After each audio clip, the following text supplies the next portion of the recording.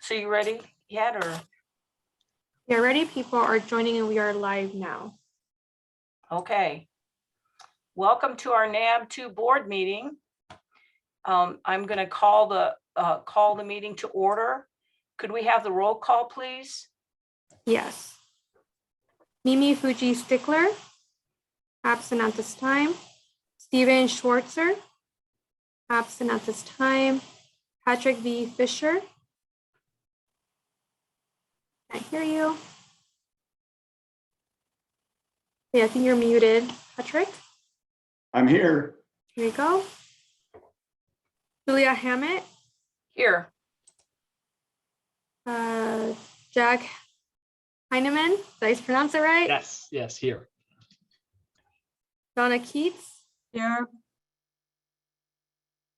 Tyler Langdon. He is absent at this time, but will be arriving after 6. Mara Langer. Here. Hal Taylor. Absent at this time. Councilmember Naomi Dewar. Here.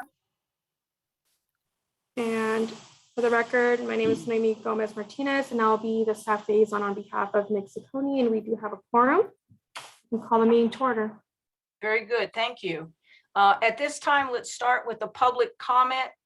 If there's anyone who would like to speak, what the process is, Noemi, that they send you a chat, or unless they've sent something previous, and we ask that you limit your speech, your comments to 3 minutes. Thank you. For the attendees on the call, if you look at the bottom of your screen, there is a hand that says raise hand. Go ahead and click that icon and I will let you in and you will have 3 minutes to speak. We do have one public comment coming in now.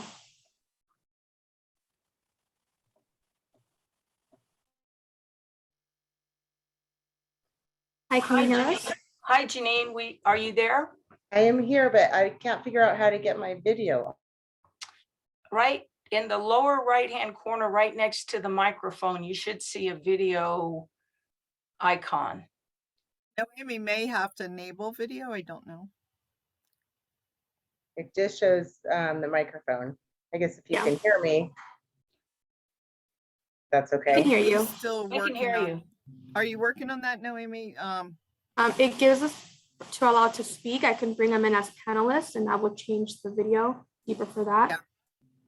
That'd probably help. Okay, one moment. Janine, I'm going to remove you and just raise your hand again. Okay.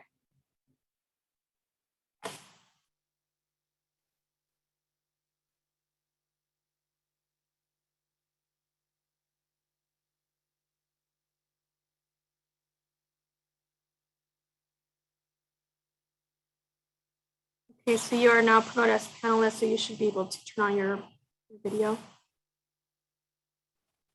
Hi. Okay, are we ready? Can I start? Yeah. Hi, Janine. Go ahead. Okay, so my name is Janine Luciani, and this is a call to action. If you are a parent, grandparent, or if you have kids in your neighborhood, this affects you. I'm a parent and retired teacher. I am here today representing Empower Nevada Teachers, a nonprofit grassroots organization of dedicated teachers and community members who believe that Nevada lawmakers are shortchanging Nevada children by not properly funding education. We started this movement 3 years ago, about a year before the pandemic would further cripple our education system. Without a strong education system, no community can flourish. We believe that Nevada students deserve better. Until now, we have been focusing our efforts at the state level because we believed that if given the money, our school districts would lower class sizes and increase teacher and staff wages. Recently, the Washoe County School District received $77 million in COVID relief to implement accelerated learning. The district states that $59 million of this will go towards student learning, but did you know that not one penny of that will go to reduce class sizes? In fact, the majority of classes will have 30 or more students. This is appalling. Teachers will tell you that the single most important element to student success is the number of students in their class.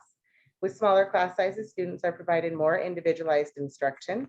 With smaller class sizes, students receive more detailed feedback on their work. With smaller class sizes, there are fewer behavioral issues that disrupt student learning. With smaller class sizes, more students are involved in classroom discussions. With smaller class sizes, teachers can build personal relationships with every child. With smaller class sizes, teachers can teach more and manage less. We are proposing class sizes of 16 to 24 students in all grade levels. To achieve this, the district would need to hire approximately 400 new teachers, and at an exaggerated 100,000 per teacher, it would cost $40 million. That is about half of the $77 million that was given to the district by the federal government to hire teachers. We recognize that this money is a one-time payment, but we believe that the profits in student learning will be overwhelming, which may even entice the state to increase educational funding. If not, even 1 year of small class sizes will be the fastest way to accelerate learning to help fill the gap that the pandemic left. Nevada has the highest class sizes in the nation, and our teachers are leaving the profession in droves for three major reasons: large class sizes, low wages, and increased responsibilities that take away from their teaching. The school district has a huge opportunity to show teachers that they are valued in our community, and we need you, the parents, grandparents, and community members of Washoe County, to demand that our district use this COVID relief money to lower class sizes. Please write to your school board trustee or provide public comment at a school board meeting. You can follow Empower Nevada Teachers by liking our page on Facebook and Twitter, or you can find us on the internet at empowernvteachers.org. Thank you so much for listening. Thank you so much for that, Janine. I appreciate it. I think we all appreciate it and support teachers. So thank you. Thank you so much. Okay, are there any other people out there, Neil? Noemi, sorry. Yes, we do have another one. Let me just remove me a moment.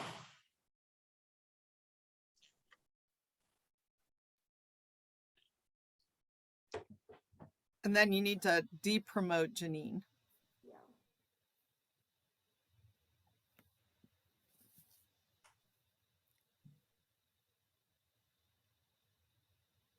William, can you hear us?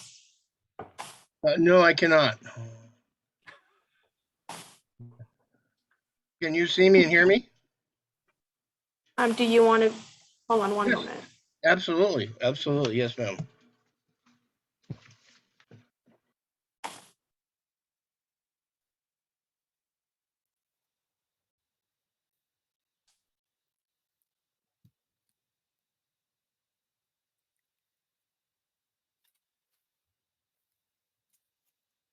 Go ahead and turn on your audio and we can hear you.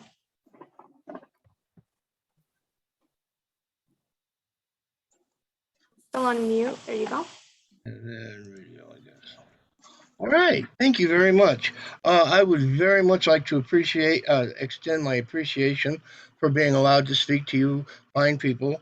I know it's been a very difficult time facing what we've been facing.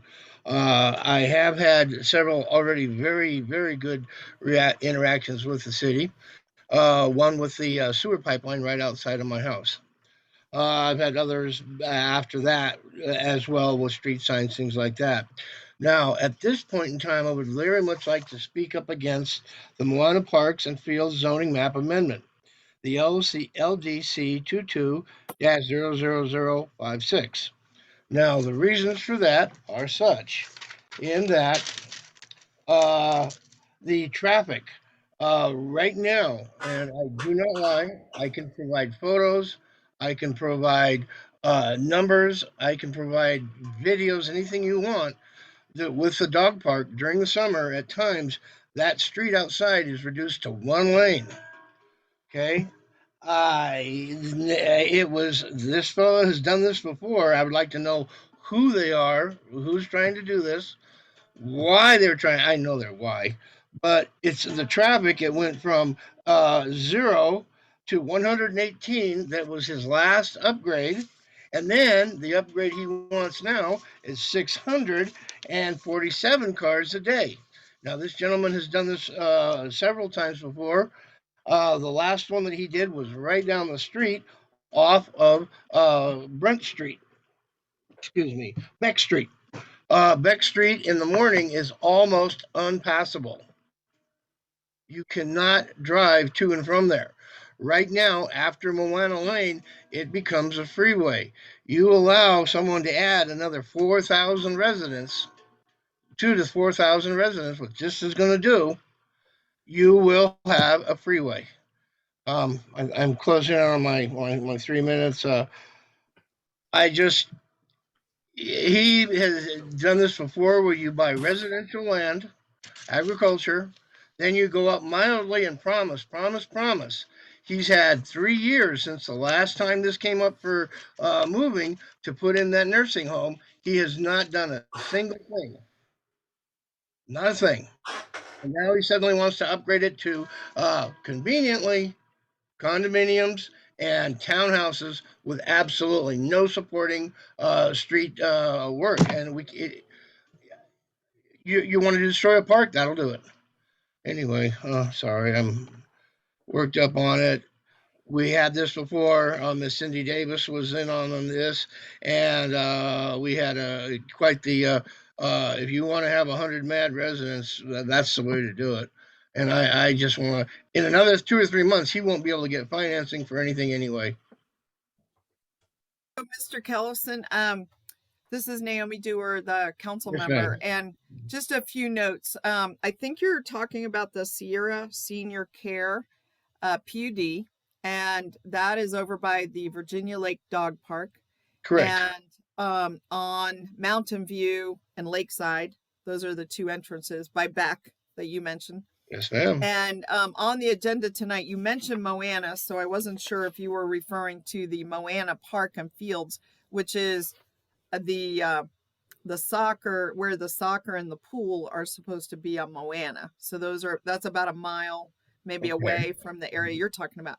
But one Okay. more thing, that project, Sierra Senior Care PUD, that actually, when we redistricted in January 1st, that area actually moved into Ward 1. And they did have a Ward 1 NAB meeting last night and talked about it, but they're going to have a second one and talk about it again. So you have a good opportunity to register your comments there. You can send them in. It's the same liaison, which is Nick. Mhm. Good man. Okay, Good so man. same person. And it's just they have it on a different day. And they may even have a meeting that's not part of the NAB meeting. They may have a separate meeting at a separate place. I'm not sure how that's all going to play out. But you have several opportunities to weigh in. But we appreciate you being here today.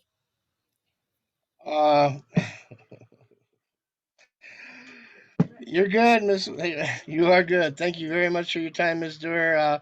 I appreciate your folks' efforts, all of yours. It's a difficult time, and have a great evening. We heard a Thank- lot of similar comments last night at the Ward 1 meeting. So, I think the concerns you're expressing were expressed last night. So I think there's quite a bit of company there. Thank you, ma'am. Okay. Thank you. Thank you so much, Mr. Kellison. I'd like to just, if he's still listening, I'm not sure where, I think he said he lived on the west side of Virginia Lake, but I'm not sure.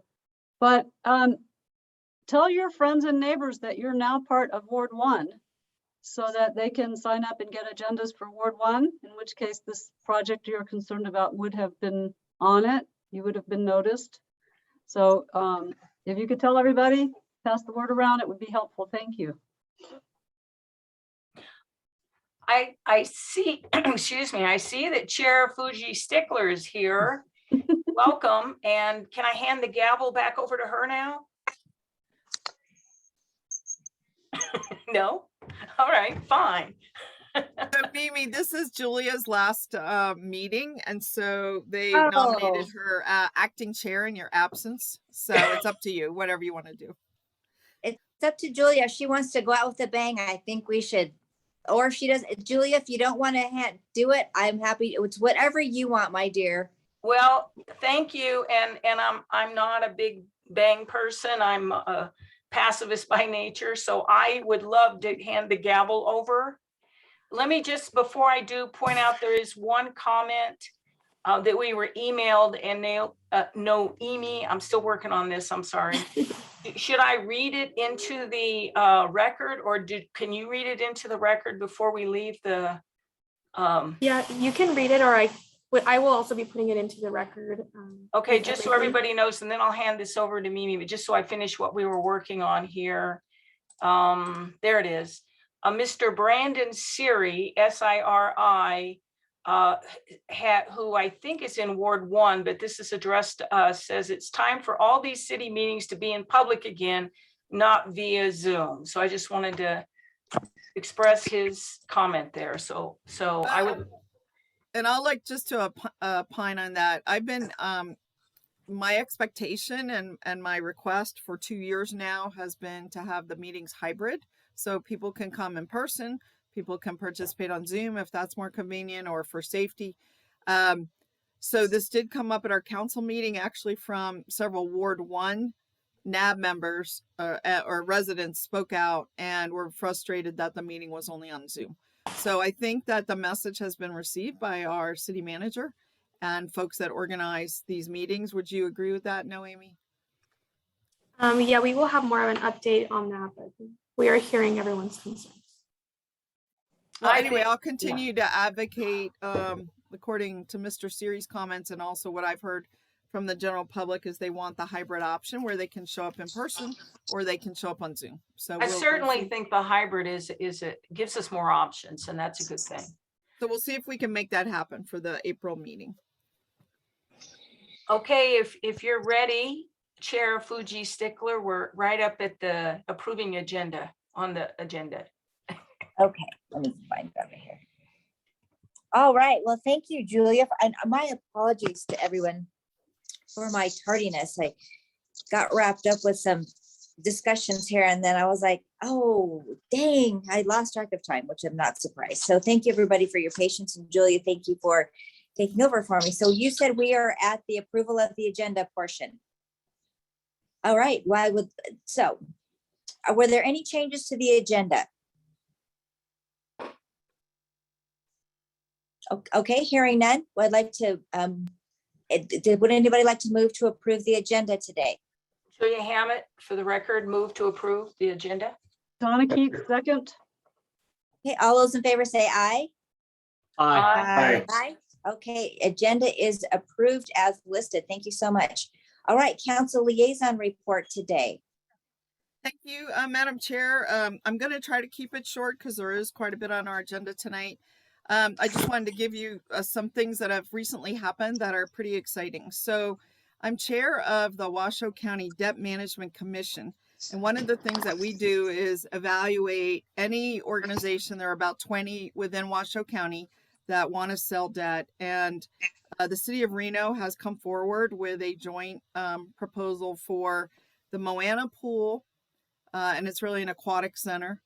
The Public Safety Center, which is where the police are, and also dispatch and evidence, and then a design of the new fire headquarters. And so that did pass unanimously by the Debt Management Commission just last week. And then it is scheduled on our agenda for council this upcoming week. And I believe there may be some additional steps, but it's on its way. And I think the pool is at this point somewhere between 30 and 60% design. So they're making really good progress on that. And I'm helping with the geothermal part of it in that there's a geothermal well. We're also planning solar on top of the pool to make it very energy independent. Pools, warming water takes some amount of effort. And I'm helping out with that. And then the big exciting news, I would say, has a lot to do with the affordable housing. So a couple meetings ago, I had made some motions to move forward with a couple of affordable housing projects.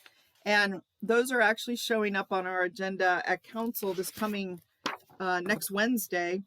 They are $2 million for I have it right here, for the Highway 40 motel. And this is, of course, a participating with the state, where they would also put in funds for that. And we would get 35 affordable units that would be across the street from the CARES campus. So there's that one. Another one I made a motion on was for expansion of the Sage Street project. That's where we have brought in mobile units that can house 8 people. And then we have about 200 of these units on Sage Street now, with centralized facilities like kitchen and a park. And we're looking at adding 100 units and purchasing the property right next door. And that is actually behind the motel that I just mentioned. So it's kind of in between the motel and the Sage Street. That's for 2.5 million. And then there are others coming up as well. Another one is consideration of the Bonanza Inn. And we're looking at putting $6 million of our ARPA funds into that. That would be actually with the Reno Housing Authority. We would be giving them the money, and they are trying to acquire this property and then renovate it. And then finally, we have another project, and that is the Dick Scott Manor. Some of you may know that Dick Scott lived in Ward 2, and he was extremely involved in our community, very active in Boomtown, and he was a representative from a number of casino operations. But anyway, and he was very active in the Reno Housing Authority. So they are moving forward, Reno Housing Authority, with a affordable housing project called the Dick Scott Manor. It would be on 8th Street, right near the freeway, for $3 million. And so I'm just very excited about what we're being able to do now with the help of some ARPA money and some of our own money. And then partnering with the state and others, we're being able to bring these projects to fruition. Now, these are all in the planning phase, but what I'm excited to announce is just today, I was at the grand opening of a new affordable housing complex right on Gentry, which is about a couple blocks north of Moana, kind of near Yorrie, if some of you know where Yorrie is, Yorrie Drive. That's a 205 unit project. The rents rate run from $750 a month up to about $950, just rounding here. And with vouchers that you can get, that brings it down a couple $100. So we're looking at the $550 to $650 range for folks that can qualify for vouchers. So that opened, they've got 100 of the units filled already, and they opened up the second phase today. They took in applications for the next 100. So that's built, it exists. The city was very active in helping get that project off the ground. We waived some sewer fee because it was affordable housing, and we helped accelerate the construction. And so here we are today, and people are moving in just in time. I mean, it's a perfect timing for this project. So with that, I mean, there's a lot more to talk about, but I just wanted to hit some highlights. I don't know if anyone has any questions today.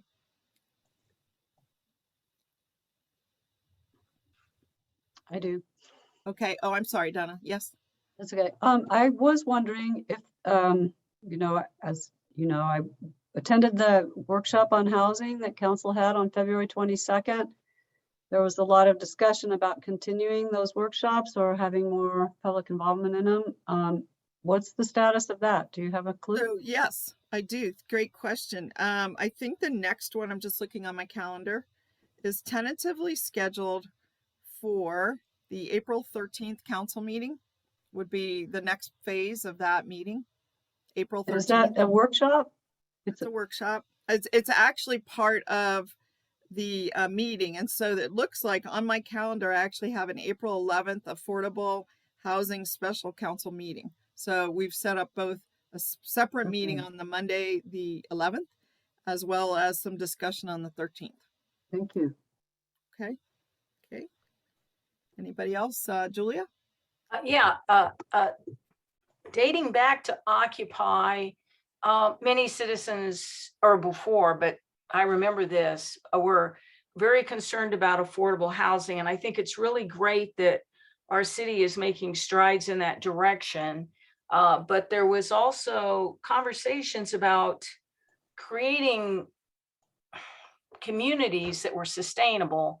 And so I'm curious about any, and I realize this is baseline stuff, but I'm curious if there's any discussions about any amenities like gardens or ways for people to get access to services or anything like that being discussed in the context of some of these affordable housing options. Well, since you have brought it up and since this is upcoming on Wednesday, I will definitely bring it up. I don't think there are requirements, but it is certainly something where the city, either we're participating, whether it's through CDBG grants or through ARPA dollars. I will tell you this, and this is, I guess, kind of the angle. We've been told that the ARPA funds, every one of them has to have sustainability component.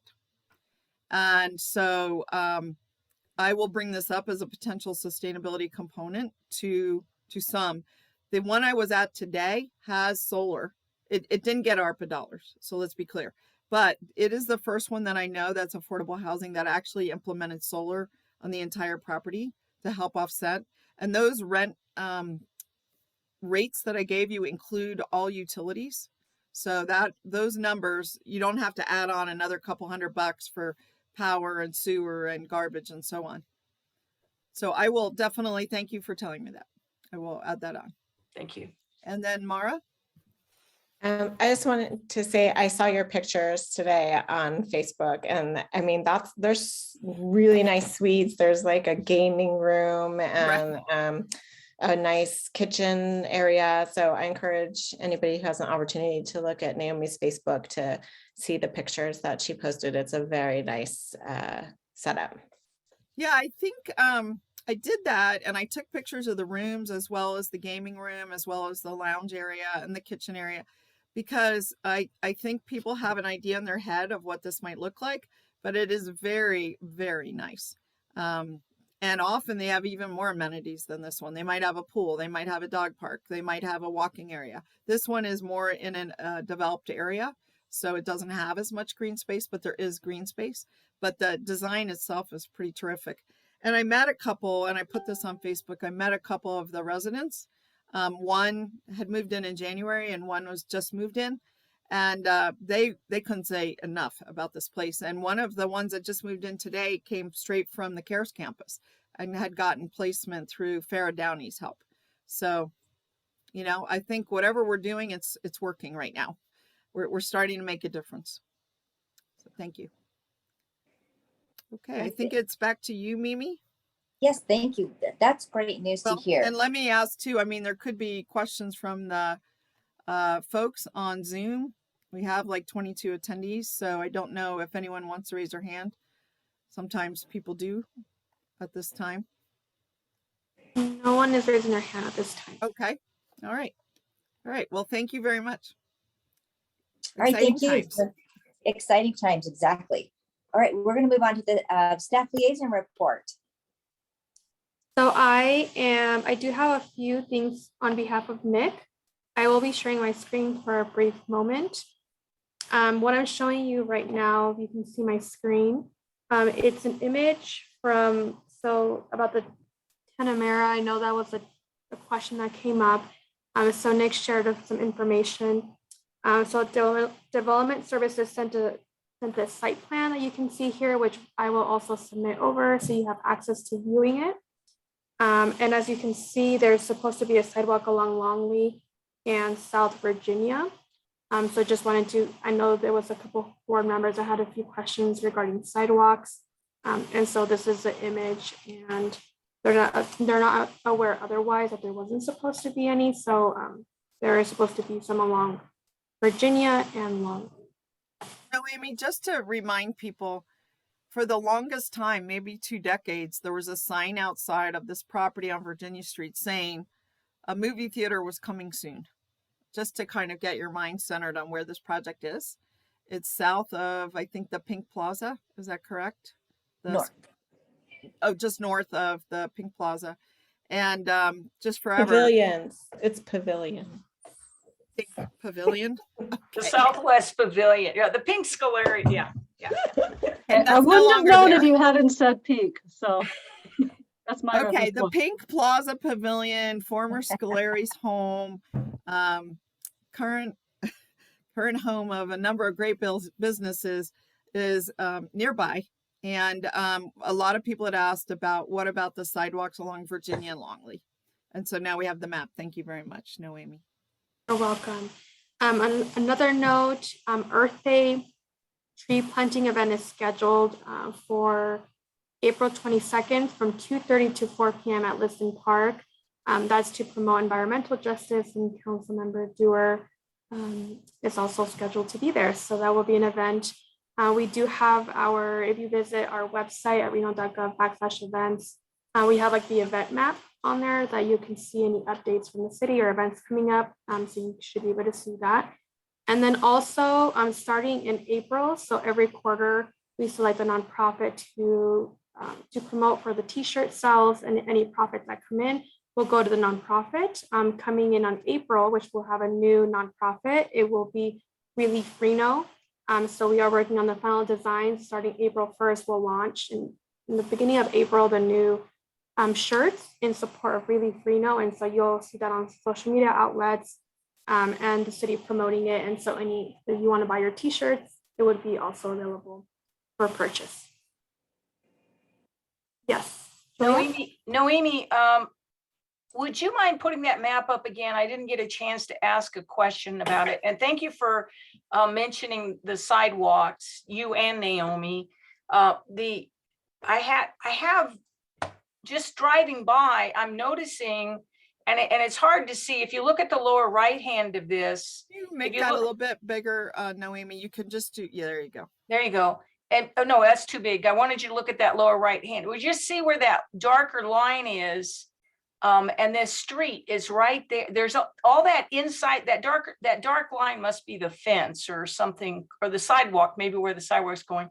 It's so close to the street, and it's 3 stories this is on Longley, and I think it's getting pretty close on Virginia. I'm just shocked that the city staff that we permit people to put these 3 stories so close to the street in this part of town, especially. I can't think of another situation where this has happened. And so I just want to express my concern about this.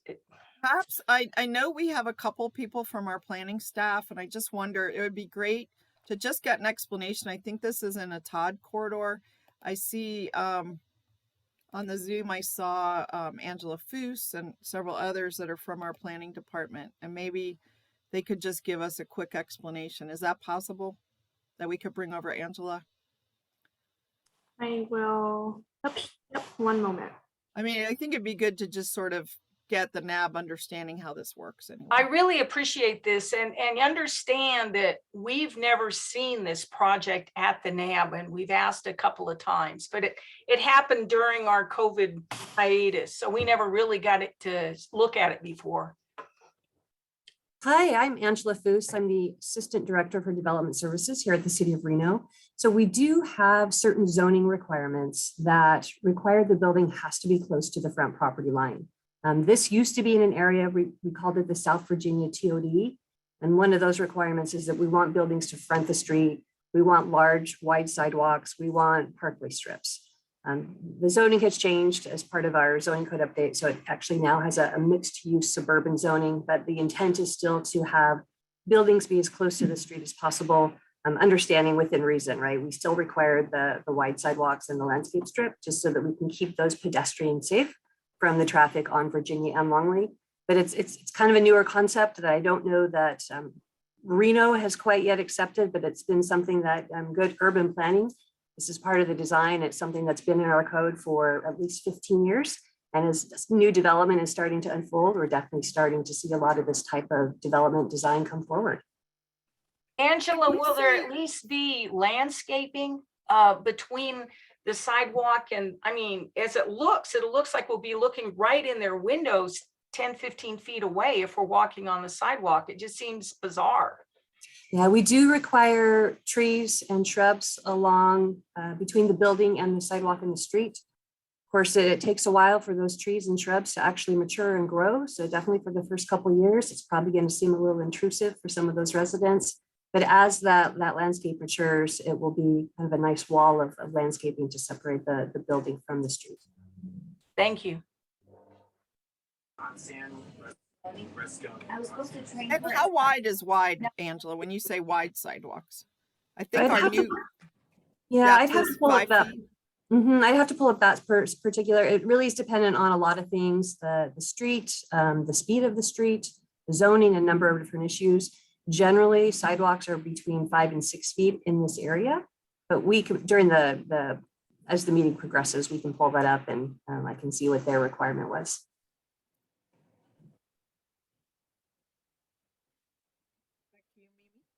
You want to pull up the map? I think she can look at it. Is that right, Angela? You're saying? Yeah, is the- I can't see, it's with a laptop. I'm actually not in Reno right now, so let me see if, like I said, as you guys are continuing to speak, I'll see if I can pull up our files electronically and see if I can get that detail. I just can't see because the screen's too small. I really appreciate you all going back and looking at this, you know, for me and for Mimi and for our neighbors, because it's something that we saw it happening and we had no input. There was no process at that point. So it was quite surprising to find out it was going to be a 3-story that's really taking up that whole corner. Yeah. Yeah, And just to then add on that, I was gonna say, a lot of our development projects that we are starting to see, many of them went straight to a building permit and did not require any kind of entitlement or approval. So one of the benefits of designing and bringing density forward is that we try and kind of fast track those developments. They do have to meet all of the zoning requirements, but is trying to provide incentives for developers to do more than just suburban sprawl. We encourage density, and now we're starting to see it. So again, it's kind of a different concept. I think that a lot of us maybe aren't used to in the Reno area, but we are going to see a lot more of it as development continues. Mara has a question. You're still on mute, Mara. I lowered my hand, but I didn't take myself off of mute. I just want to make sure this conversation's closed. I want to ask a question about the nonprofit that Noemi mentioned. Yes. Yep, Okay, so you said it really fast, and your speaker for some reason is really fuzzy. So can you tell us a little bit about why we're recognizing a nonprofit every month and what the requirements of those, how it's chosen, all that? So we do it every quarter. Okay. It's not monthly. So for the month of January, the first quarter starting of the year, the mayor had selected a nonprofit for the Veterans Guest House. Okay. So through custom inks, people can go on the website and purchase a t-shirt, and then the proceeds will go towards that nonprofit. For this one, I'm working with Nick and Councilmember Dewar for our next one, which is Really Reno, the nonprofit. What is it? Relief Reno is not a nonprofit, but it's just a program within the city. So the money will stay within the city. So what the idea is that after the shirts are paid for, the cost, anything above, and I did ask Nick, what does that look like? And it's something like $1 of the shirt. So we would have to sell a lot of shirts to get any kind of money of significance for any program. But do you know how much the Veterans Guest House raised? I don't, but we should ask for that, a little report on that. That would be great. And then do people submit the nonprofits that they're interested in being recognized, or is it all through the city staff recommendations? It's city staff recommendations, but I can get back to you on other nonprofits if you have some in mind. So I wasn't even consulted. Like, I didn't say pick Relief Reno, that somebody at the city did it, Okay. Yeah, if we can find out more about the process and everything, that would be great. Thank you.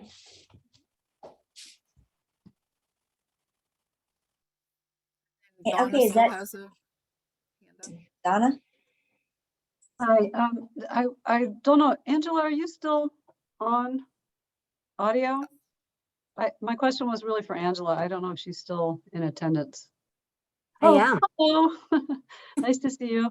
I just was wondering, it goes to the sidewalk topic that is kind of concern, and all of the new developments that have sprung forth so recently, thinking in particular of now I spaced out the name of it. It's sort of near where the new DMV is. But in that general area, there are a tremendous number of huge block apartments. You go up, I go there like all the time. I mean, you go South Meadows and then you head north on Double Diamond, I think it is. And there's just a tremendous number of apartments. And that's just sort of an example. I mean, the whole area around Virginia and Mount Rose, also same thing. They're huge. They don't have interior parks and greenway and master plan defined kind of amenities, and they don't have any of that stuff. And they're right off. By the time you put in a sidewalk, the front of the building is like right there, just like what Julia was referring to. And I'm kind of wondering, how come the master plan principles and new development communities with open space and gathering spaces and things that don't make you feel like you only can be in your one little space and then get in your car to go anywhere. How is it that those things are not being incorporated in the design plans? Are they just like blown off? Or that's a question you can answer, but Yeah, big picture, that area in particular that you're talking about is part of the South Meadows planned unit development. So that was a separate handbook that was designed probably 20 years ago. And as part of that design, they figured out where they wanted apartments to go, where they wanted residential single family to go, where they wanted commercial. So all of that was pre-designed as part of their handbook. They also had to show where they were going to have parks and where they were going to have walkway corridors. South Meadows has quite a bit of those types of amenities. I mean, just big picture, looking at a citywide, most of our development isn't designed as nicely as that, but that was designed as one big picture, one big design. So they, in particular, those apartment buildings, while they don't have to have their own separate, park or green space within the South Meadows PUD, the developer, when they developed that whole area, did have to put in wider sidewalks and the trails and the parks. I understand. You still have to get in your car from there to go to the open space. So I'm just wondering, because that was maybe a bad example. I didn't realize it was part of a PUD. There's plenty of them about though. It's the same problem. They just are right on the street. They're a whole bunch of rectangles or squares, 10-foot spacing, no interior kind of community thing, no gathering space, none of the things that are written about in the master plan. And I mean, I know we have some stuff on the agenda and one development coming up. So I'm not trying to take up too much space, but since you're on the line, it's like, I'm just wondering why so many things are happening. And what I, as you know, participated a lot during the time that the master plan was being written and Title 18 was being revised. And I'm kind of dumbfounded that nothing seems to be being implemented that address quality of life and pedestrian safety and bicycle safety. I mean, alternative to cars. In any of these things that I'm seeing being built, they're just like big megaplexes, and you have to get in your car to go somewhere. And there's no like community center and all of the really great master plan principles, and I'm not seeing them implemented anywhere. So I was wondering, there's probably not an easy answer to that, and you and I can chat another time, I suppose. But it's something that's been really disturbing me for about the last 2 years since all this stuff sprung up. Donna, let's just give Angela, I mean, there may be a simpler answer, so I'd love to hear from her. Yeah, just a quick answer. Any type of new residential development has to pay a park fee. Whether you're an apartment or a single family home, you are required to pay a park fee.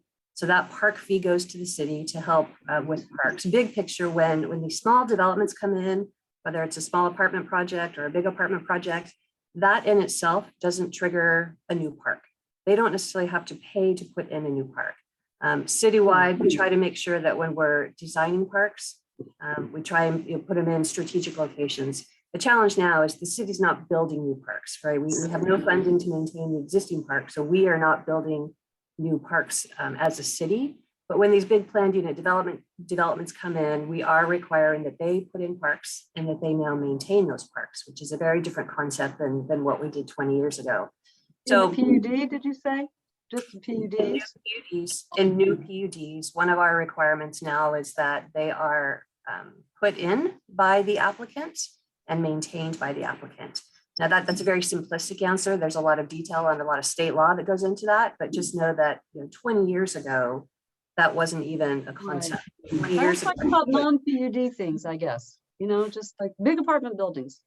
big Yeah, and condos, and but the pedestrian amenities and things. And I know that the code says, oh, you can just pay us off, put your money into a pedestrian fund and put your money into a park fund, and then we don't have to build all this stuff because we paid the city off. I'm just wondering why that's okay, because it's really lifestyle unfriendly building that's going on. So I can let this go. We can talk another time about it, but Well, it's something. I'll help Russ wrap up. I mean, I think that you're bringing up some good points, Donna. I'm mindful of the project we talked about a few minutes ago with Mr. Kellison about the Sierra Senior Care. It is a PUD, even though it's very small, and maybe it will have to incorporate some different kind of spaces within that. I mean, I heard that come up, but anyway, I think Angela, I think it's an outstanding question. We probably just need to talk some more about it.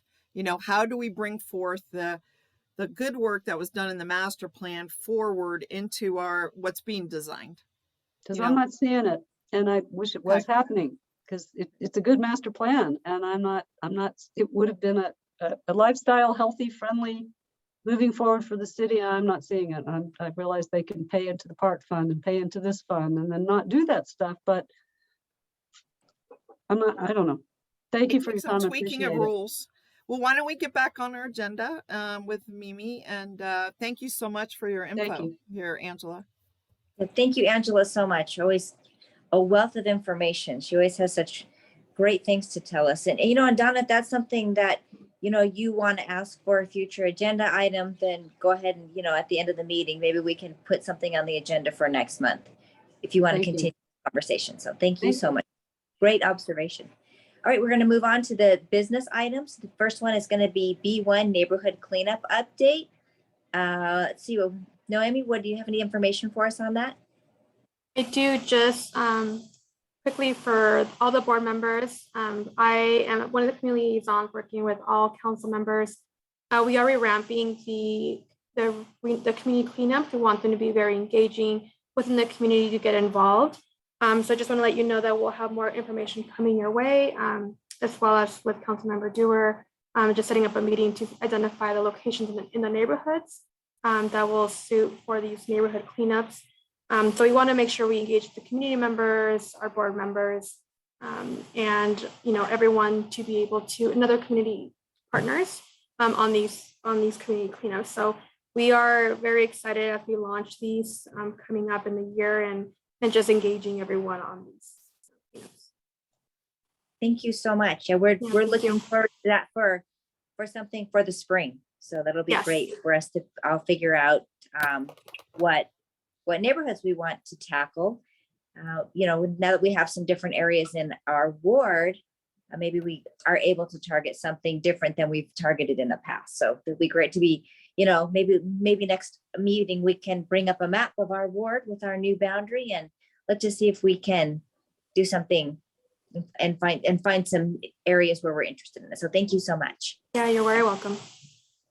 And now we're going to move on to item B2, Rpd Quarterly Report. Who do we have from the Rpd with us this evening?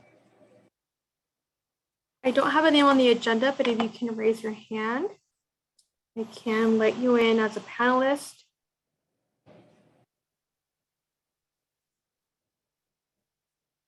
I'm not sure that I'm seeing anyone from our Reno Police Department. I know we had a briefing last month. Or 2 months ago. It was so we may have to reschedule that. Okay, so let's see if we can get that rescheduled, and we'll have them come in, see if we can bring in a representative for April. So that would be great. Okay, we'll move on to our first development project.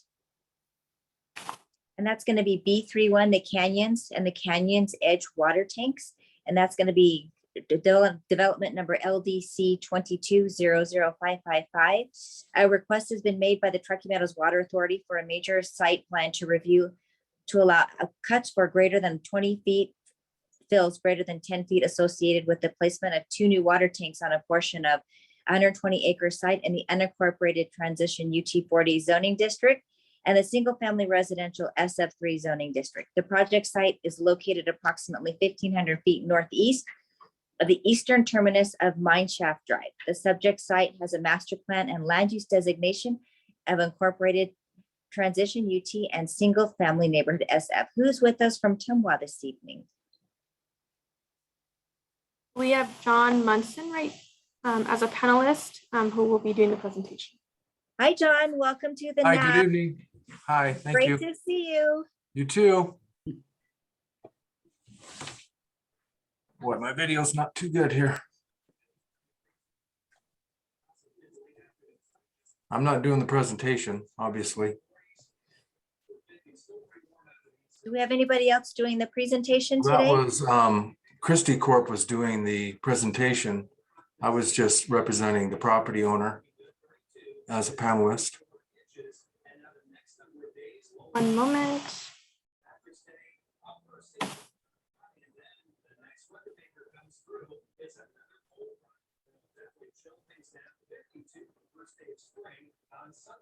Okay, can everybody hear me? Mm-hmm. Sorry about the confusion there. I'm going to share my screen and give you a quick presentation. For the record, Mike Rayleigh with Christie Corporation. Before we start, I would just like to clarify, although these tanks will ultimately be owned and operated by Tumwa, this application was actually initiated by the developer of the Canyons project that was approved last year, as it's in support of that project. So just some quick clarification there. So before we go on, could everyone mute? I'm getting a little feedback, or I think we're getting a little feedback, maybe John and others. Okay, thanks. Thanks. Go right ahead. Okay, so this is a request for a major site plan review to allow for cuts greater than 20 feet and fills greater than 10 feet in support of 2 new water tanks, as I mentioned, that would serve the Canyons and the Canyons Edge project. And for some reason, there we go. So the site, as mentioned in the description, is essentially located east of the Palisades subdivision. This here to give you a sense of location. This is DeMonte Ranch Park. This is the Palisades project by Lennar, and then the approved Canyons project just east of that. I apologize, for some reason my cursor is not letting me advance properly, so I apologize if the slides seem a little jerky. We mentioned the Canyons project is zoned PUD. The property that the water tanks are on is currently zoned UT40. This is the approved Canyons tentative map. As part of that tentative map, this road here to a water tank was included in the approved tentative map plan. So this essentially represents a refinement to the approved plan. So this, to orient you, the north is to the right, and so the tank site lies directly east of the Canyons project. As I mentioned, it's just a refinement of what was originally contemplated with the tentative map. The site plan review would allow for the grading associated with the tank itself.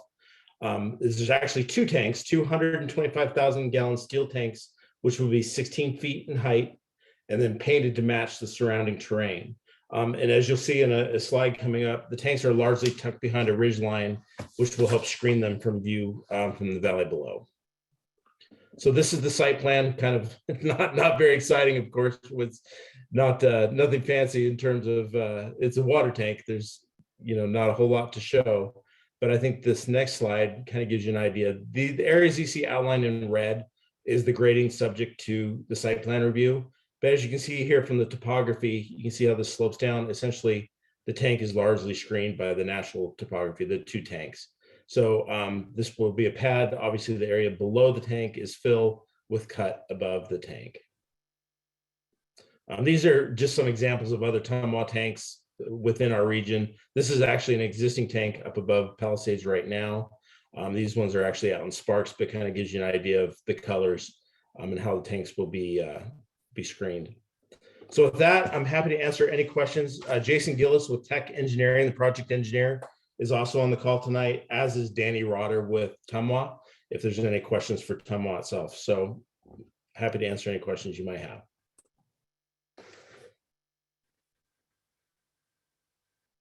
Okay, board members, does anybody have any questions they'd like to start off with? I do. Okay, Donna? Thank you. As usual. I was looking at your application. You're saying things like, you know, this is a revision of what was envisioned. I'm wondering, A, what's changed? And B, when you're talking about the major site plan review findings in your application, you know, this is standard language, I realize, but what is being substantially compliant with that envisioned and improved with the Canyons PUD? What, I mean, what, it seems to me that weren't these water tanks and the access to the water tanks part of what was discussed with the canyons? I remember discussions about the road and the grading and the visual impacts and stuff. So could you just elucidate what is actually different than? Sure, that's a great question. So it is very similar. What the biggest change is, there's 2 tanks based on our what's called a Tumwa discovery. So when Tumwa does their analysis, there's 2 tanks rather than 1 tank.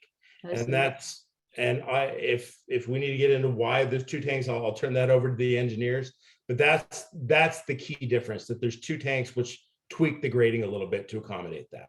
And by a little And bit, as part of the, is when we did the Canyons project, we committed, it was on the record that we would come back with either a use permit or a site plan review, depending on what the code requires. It used to be a conditional use permit, but under the new code, it's a major site plan review. right. Follow the same process, but Is that the- was a commitment that was made to come back so that this could be reviewed. Right. And so is the road itself substantially changed to accommodate 2, like I see 1 on your maps, and then I sort of saw the other one. The road is essentially in the same, very similar location as what was approved. It has been slightly adjusted, but nothing. It's not a major The change. casual observer wouldn't notice a change, put it that way. Okay, and so the proposed pad that's at the end of this road on your maps, are both tanks going in that location? Yes. Okay. Yeah, they'll be right next to each other. Are they smaller tanks?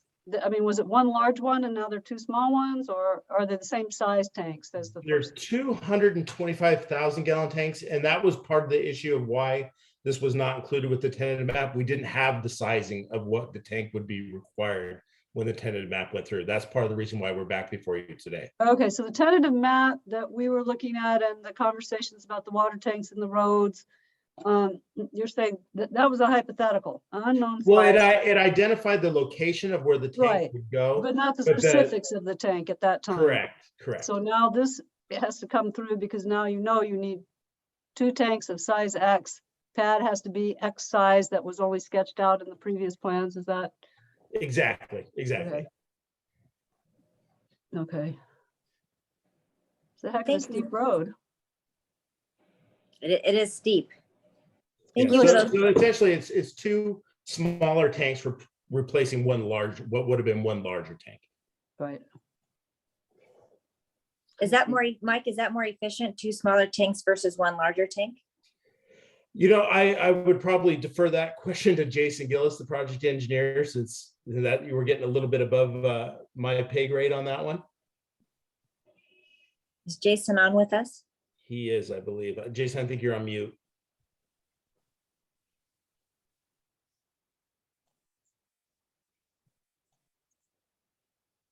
I know, well, I'll speak to what I do know, that it's a maintenance benefit, that if 1 tank needs to be drained or serviced, there's redundancy in the system. So in other words, you have a backup tank. Excellent. Okay, makes sense. I do have a couple questions here for you, Mike. So that property was just recently annexed, is that correct? That's correct. It was, so the property that's on is actually the property known as the Canyons Edge, which I don't represent the Canyons Edge, but that property was annexed, I believe, a few years ago, but I couldn't tell you with 100% certainty just because I haven't been involved with the Canyons Edge project. Oh, okay. And then I was just wondering whose property is the water tank on? So the water tank is on the property of, it's called, known as the Canyons Edge. Okay, so it's on Canyon's Edge. And then what about the entitlements? So in terms of this is the entitlement process for the tanks themselves. Okay. The Canyons project was previously approved, the Canyons PUD. Mhm. That was approved last year. And it's my understanding that the Canyons Edge is in for entitlements now. But like I say, we don't represent that project. So what stage they're in, I could not tell you. Okay, so we'd have to find out then from the Canyon's Edge with where Yeah, they're and at. I believe they've submitted applications, and if they have, they'll be coming forward to this board to present. Okay, that's good to know. Thank you so much. You bet. I see some chats coming in here. We had Danny who had a question. Danny, if you still, well, once you're taking public comment, then I'll.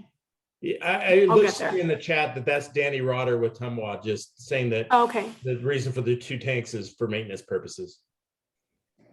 Got it. Do any of the board members have any more comments or questions? I do.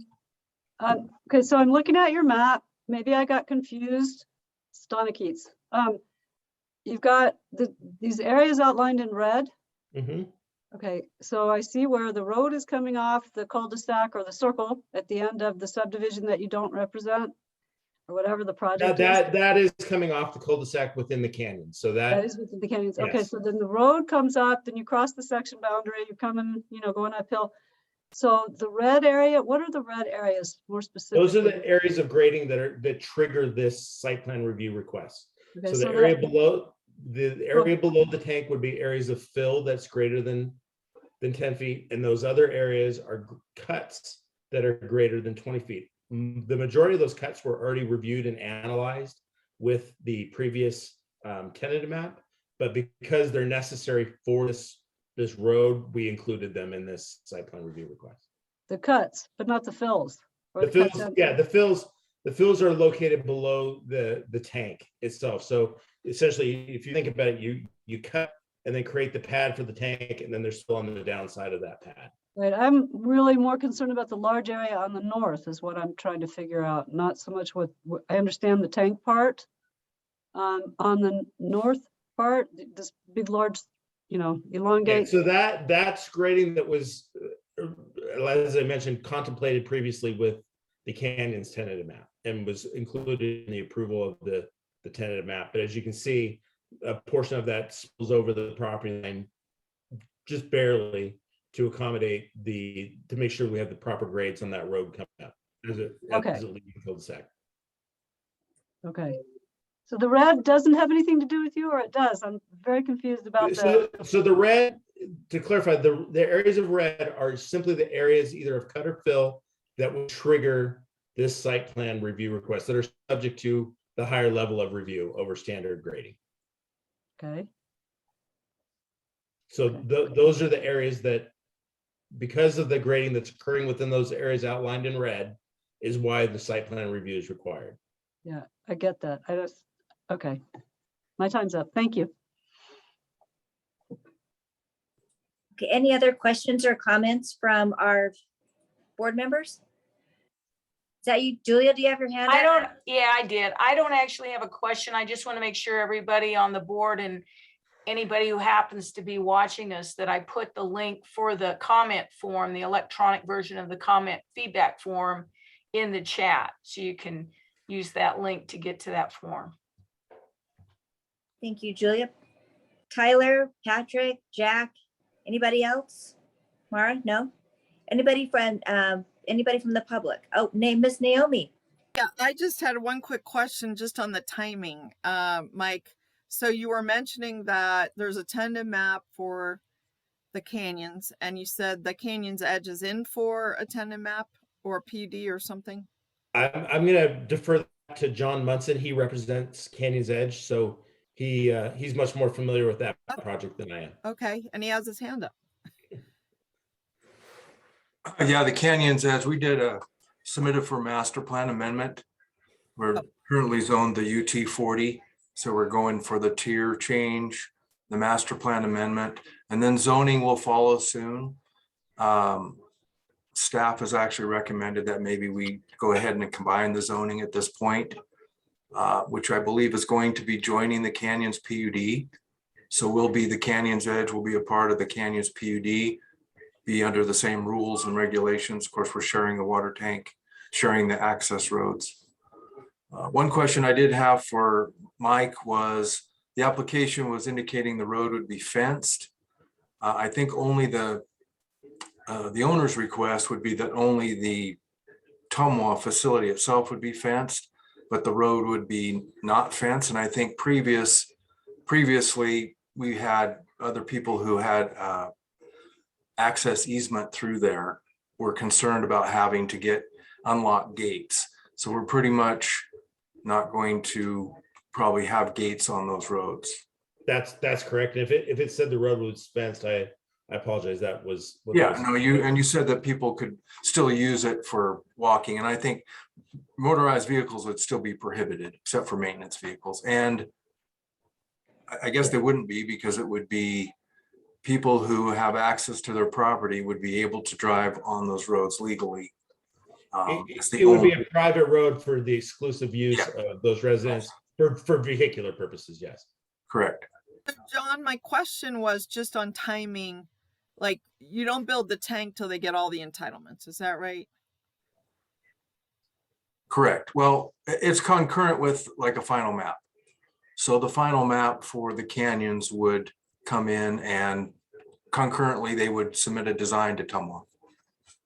They would work with Tumwa. Tumwa give us a list of design criteria, and then the final design commences. Okay, and so you mentioned something about a PUD attaching to the canyons PUD. So would they have to get a PUD amendment? That's correct. So staff has recommended that we amend the PUD to add the canyons. It makes sense versus straight zoning. It could be straight zoning, but I think it makes sense to belong to the same rules that were thought out for this area. And, you know, we can add to that and become a good addition to it. But that will be coming forward, and the NAB will hear that presentation on that when it comes in. The PUD amendment and the master plan change, this is just for the tank. So if they have development entitlements, they would come back with those. Is that what you're saying? Correct. That's correct. We had a question that came in from Tracy. If you can just repeat what you said about the road having or not having a gate. So the road itself, there's other, as Mr. Munson mentioned, there's other property owners that have an easement for access that would have the legal right to use that road. They could drive their car up it. So for that reason, the road itself would not be gated. Automobile traffic would be restricted to only those that have the right to use that easement. Pedestrian access has been envisioned that pedestrians could use that to get up to other walking trails in the area, but the tanks themselves would be fenced, so no public access to the tanks, obviously for security, security and safety reasons. Thank you, Mike. So Tracy just mentioned that she's concerned about the horses using the road to access the neighborhood. Potentially, will there be any cattle guards? I'm more than happy. We work extensively with Tracy on the Canyons project, so I'm happy to reach out to Tracy and work with her to make sure that her concerns related to the horses are addressed. Thank you. Any other questions from anybody? Yeah. And if I can just say, Tracy, I see you in the chat. You have my number. Please get a hold of me in the morning, and we'll coordinate that. Okay, I have two questions. One that relates, one that doesn't really. But first one is, your application actually says the access road will be gated to prevent unauthorized motor vehicle access.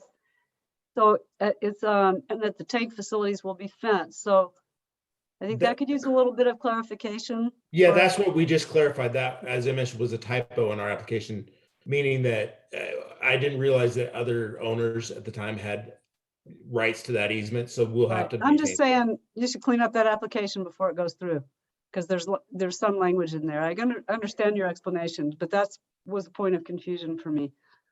So thank you for clearing that up, and hopefully you'll correct that language before you submit it. And then the other thing, this is just a random. Where's the water coming from? What's filling the tanks? So we'll be, obviously, with final map, we're required to dedicate water rights to serve any new development.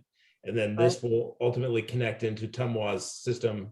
That's, I don't know if Danny's there to talk about how that works from a Yeah, I Tumwa. mean, how are you gonna fill the tanks? Once you connect into the system, I see that you have a source, and once you dedicate your water, but you gotta pipe it up somehow to fill the tanks. So that's gonna create more disturbance on the ground, I would think, because you would want those added lines to be buried, hopefully, till you go to your standpipe.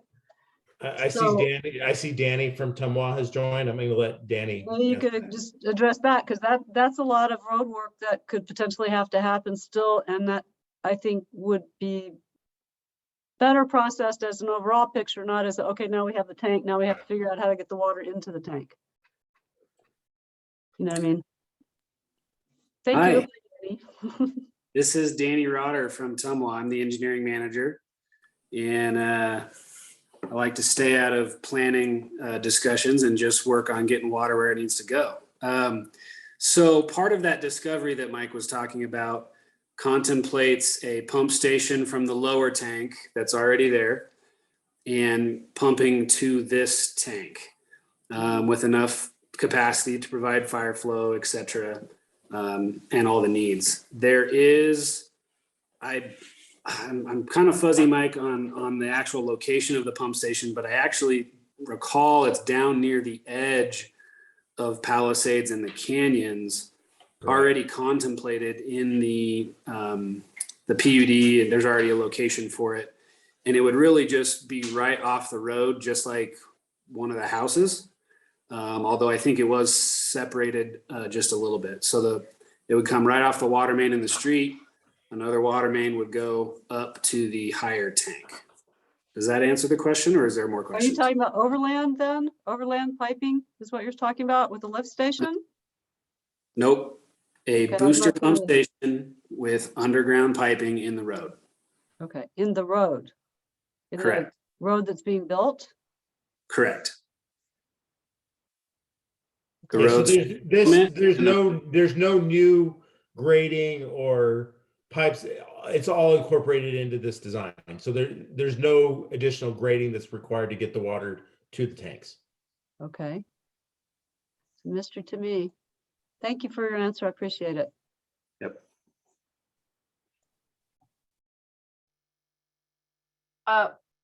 Can I ask a question now?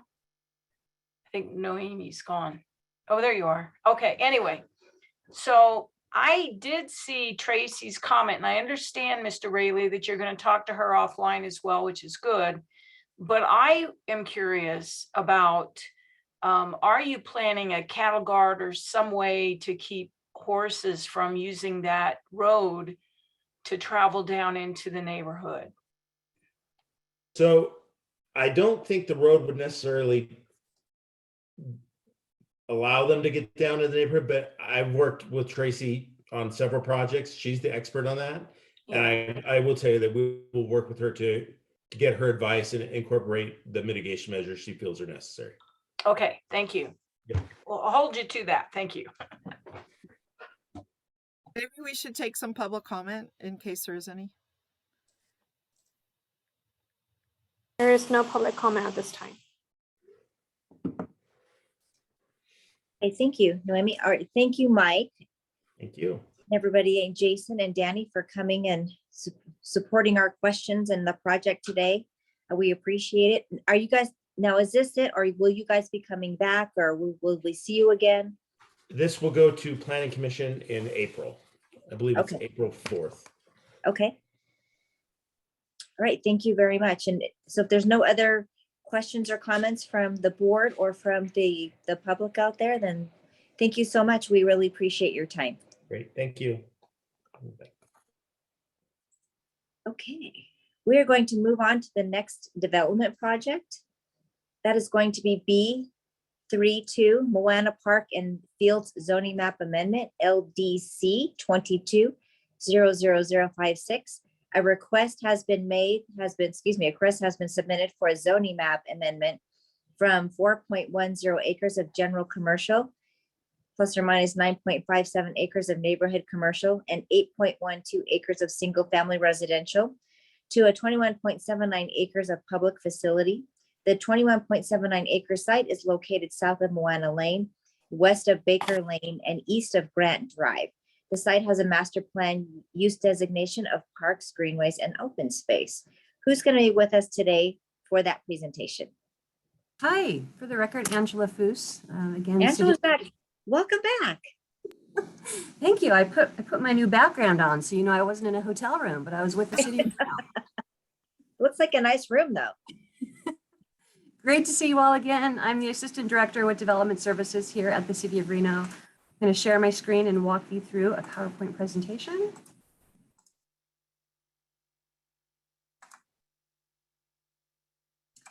Okay, thumbs up. Everyone can see that? Excellent. Okay, so this is actually a city-initiated request. The city is the applicant in this case, and so that is why I'm presenting. I'm not the staff planner writing the staff report.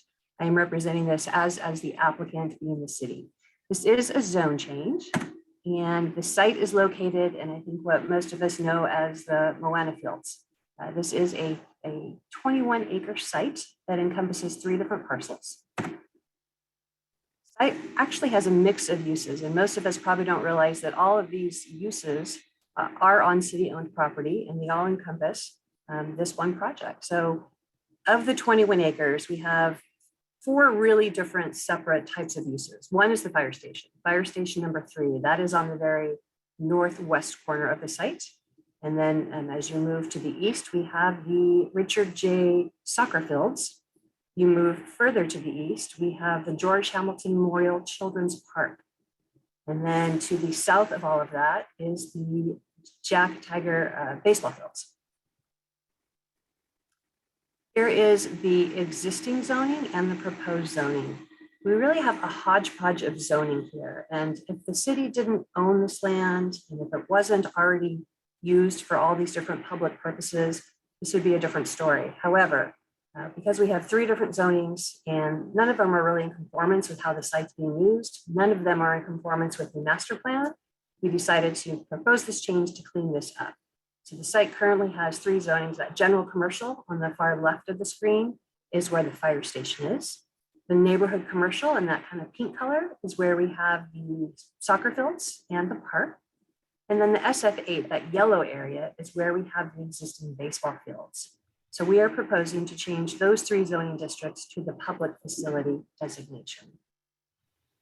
From a master plan perspective, when we look at a site, we look at what zoning districts are allowed within that master plan designation. Everything green is what's there today as parks, greenways, and open space. So within that master plan designation, there are basically 4 different categories of zoning that conform. One of them would be zoning consistent with that would be the parks, greenways, and open space zoning. Another option would be to do a public facility zoning. And then another option would be a planned unit development or a specific plan district. And again, looking at how the site is designed now, it definitely aligns with a public facility type of zoning. All of those uses that are there today would be allowed under the public facility zoning where maybe they're not allowed today with that mix of zoning. What we're proposing is just to update the zoning, make it consistent with the master plan. There's been a lot of talk about a future aquatic center on the site. That is not part of this request. Simply a zone change is what we're looking at today. Just from a process point of view, we did want to keep you guys in the loop of where we're at. This first change is to amend the zoning, clean it up, make it match the master plan. We are going to have to go to the Planning Commission and 2 city council hearings to get through that process. And then at a future time, when the aquatic center does move forward, they will likely trigger a site plan review. And typically site plan reviews do not come before the NAB. But I think just because it's such a big project that we will likely schedule it for the NAB just more as a courtesy and informational item, but not as an item that would automatically go to the NAB. So like I said, keep in mind, this is specific to just a zone change. It's not specific to any one project. Know that we're trying to kind of clean up that site and make sure that the zoning is in conformance with the master plan before we move forward with any type of future development on that site. And that is all I have for today, and I am available for any questions. Any questions from the board members today? I can't seem to help myself, so yeah. I've Okay, just got Donna, one. up in there. I know there are a lot of different uses allowed. What other things are allowed in public facilities other than the things that are currently there in the aquatic center? What are the other potential uses that could happen if you rezone? There's actually quite a mix of uses. And still show And you have that slide, isn't it on the slide that you gave? No, let me go back. Bringing up that, Angela, I have a basic question about why is it insufficient to leave it as parks or just change it to parks so that, to the point that's being brought up by Donna, that at some later time, there's lots of things, as she said, could be on a public facility, things like schools, even prisons, animal shelters, things that government does, right? And would it be better just to leave it as parks so that it would stay a park? There's really two different zoning options that we have. One is that public facility, and one is parks, greenways, and open space zoning. When we look at how the site is used right now, that parks, greenways, and open space zoning typically is more, I would say, passive types of recreational uses. We often use that if there's a big drainage way. We use it if it's going to be more of just preserved as open area, because we have other uses like the fire station, for instance. The fire station site makes more sense as a public facility zoning. Knowing that the aquatic center is coming down the road, that also makes more sense as a public facility zoning. The soccer fields and the baseball fields could go easily under either the public facility zoning or the PGOS zoning. Bigger picture, back to Donna's question, what other types of uses can you do in public facility zoning? We do allow other types of commercial uses. You can do offices, you can do residential, you're limited on the density and some other limitations. But typically, public facility zoning is where we see more government-owned uses and types of facilities. I'm going to jump in here and sorry, Donna, I'm going to ask this question. If you go public facility, though, does it impact development next door? Like, would they have to notice in a way, or would we have to notice in a way to next door neighbors? What does that mean? Or how does that work? So any type of development, again, we look at what the development is and whether or not it triggers a specific type of application. In this case, we still have residential adjacency, meaning there's parcels around this 21-acre site with residentially zoned zoning. So it's residentially zoned. So that would still trigger a site plan review application, regardless of the public facility zoning or PGOS zoning or any other type of zoning. The fact that we are doing non-residential uses adjacent to residentially zoned property is what would trigger So that. we would have an extra permitting burden. Correct. Because we're next to residential. So let's take an example of the aquatic pool. So at some point down the road, when the pool's ready to come forward, that will trigger a site plan review. And so that will go through that process. We will notice everyone within 750 feet. It won't go to the NAB just because by nature, site plan reviews are a 30-day review process. They do not require a public hearing unless appealed, but they do go through a process where we notify neighbors, and neighbors can go online and view the application. But that happens regardless of, again, the PGOS zoning or the public facility zoning. Well, I'll just lob in an opinion, but you can probably guess what it is. Parks, greenways, and open space, I believe, is a better way to go because it has future preservation of this as a specific parks kind of use. So if they decide to move the fire station, there's a whole host of things that could go there instead. And I think the intent of this whole, combining this whole property is because it is one whole property that's for the public benefit, more or less. You know, it's got all these different, I mean, the fire station, everything in there is for public benefit, the parks, the sports fields, the aquatic facilities, it's all for public benefit. So my opinion, which anyway, you know, I think it should be zoning that preserves that intent going forward. Because we saw the pool go away. Now we're seeing it come back. That's great. But if you're gonna make it be a unified zoning, make a statement for long-term preservation of the public use that it's intended to be.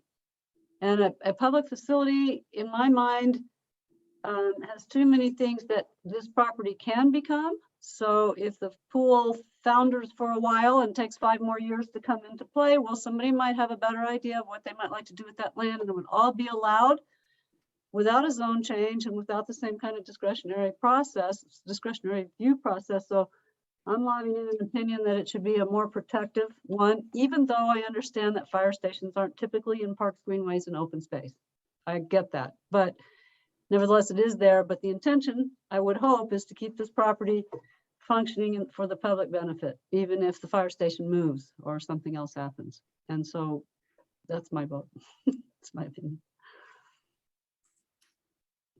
Yeah, and just to expand on that, the definition of where we see parks, greenways, and open space is typically preserved for drainage facilities, utilities, open space, conservation, recreation, or multi-use trails.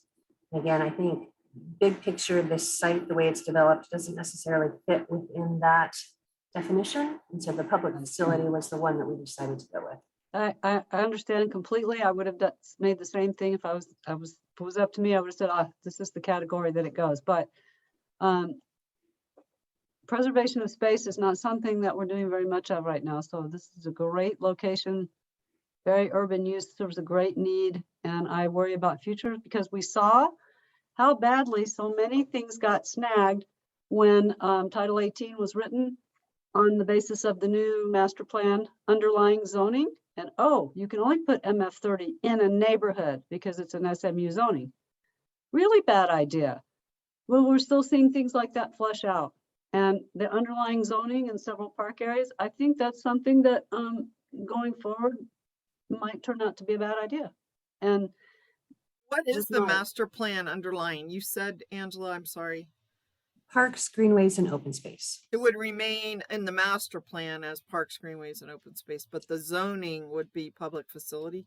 Correct. And I'll just ask a question, but Patrick has his hand up. But could you just make the fire station the public facility and leave the rest of it PGOS, parks, greenway, open space? Assuming a pool is also coming, we wanted to be cognizant of the pool and make sure that the public facility type use is really more aligned with what that pool use is. That was going to be my point, is that you can't designate this and zone it parks, greenways, and open space, and then stick a pool in the middle of the greenway and open space. Greenways and open space should remain greenways and open space. I don't think you should be putting, big aquatic center buildings in that type of zoning. What's Idlewild? Idlewild, I can pull that up. I mean, I'm sorry I cut you off. I'm sorry. While she's looking it up, I mean, another alternative would be to make the pool site the public facility, but the rest of the park a park, I suppose. Yeah, Idlewild is also public facility zoned. Okay.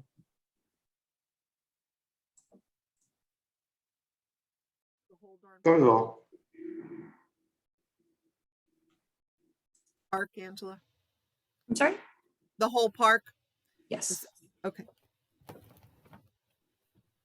And there's no right or wrong answer on this. Again, we tried to think big picture, what makes the most sense here. Those uses that are there now had zoning that doesn't really match what they are. So this is a cleanup. We basically have 2 options. If we want to conform to the master plan, it has to either be public facility or parks, greenways, and open space. We're not creating a separate PUD, so let's just take that off the table. So looking at how is this land going to be used?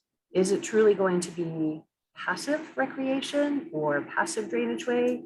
We know that the types of uses that are anticipated really are more, we call it active recreation with the pool with the fire station, even those fields, those are very active type of recreational uses. And so we just thought it better aligned with that public facility zoning. There's a bunch of people still in the attendees list. I don't know if any of those maybe have a public question or comment. At this time, we have no one raising their hand, but if you do have a public comment, go ahead and raise your hand using the icon below. No comment. So one person has a comment that says, so the existing fire station, baseball field, park, and soccer field can all remain, but other public facilities can be added, ? That's, I guess, a question. Yes, and that's correct. So for instance, let's say the fire station wanted to expand. This would give them the ability to expand because it's aligned with the public facility zoning. If the aquatic center was to move forward, the aquatic center would be an allowed use within that public facility zoning. If it stays as a park, as is today, let's say the aquatic center for whatever reason doesn't move forward, that still remains. And the city owns all of these parcels. So these are not they're not privately owned, they are owned by the city of Reno. Well, I will tell you, so in the time I've been on council in the 7.5 years, parks have been treated, lands that are zoned park have been treated as sacrosanct. I remember when we talked about moving historic homes along Center Street onto the 1 acre green space park by the university. That's, and people, it would have been a historic park. It would have had the park would have gone down to 1/2 acre of green space, grass, with the other 1/2 acre having about 8 houses on it. And that was not supported, There was also a question whether it had a deed restriction on it as a park. So these are the kind of questions that come up. And I think that's led to the perception that Donna's getting at, that it's more protected. So maybe a thought is that if the pool doesn't move forward, I mean, right now it's on a great path to move forward, but if it didn't, maybe they would come back and rezone that as public park or park. It's just a thought. And could you just say again, Angela, what these things are zoned? Could you put that map up again, the before and after that you're recommending? Yes.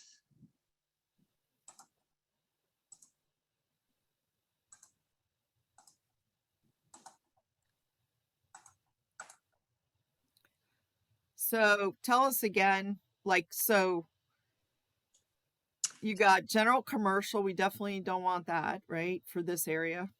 Correct. So that general commercial is where the existing fire station is located. Right. And that neighborhood commercial, that pink color, the NC, is where the soccer field and the park is located. And then everything in yellow is that residential zone is single family 8. That is the baseball fields. Got it. Okay. So we really should do something, right? And I'm glad you guys are bringing this something forward.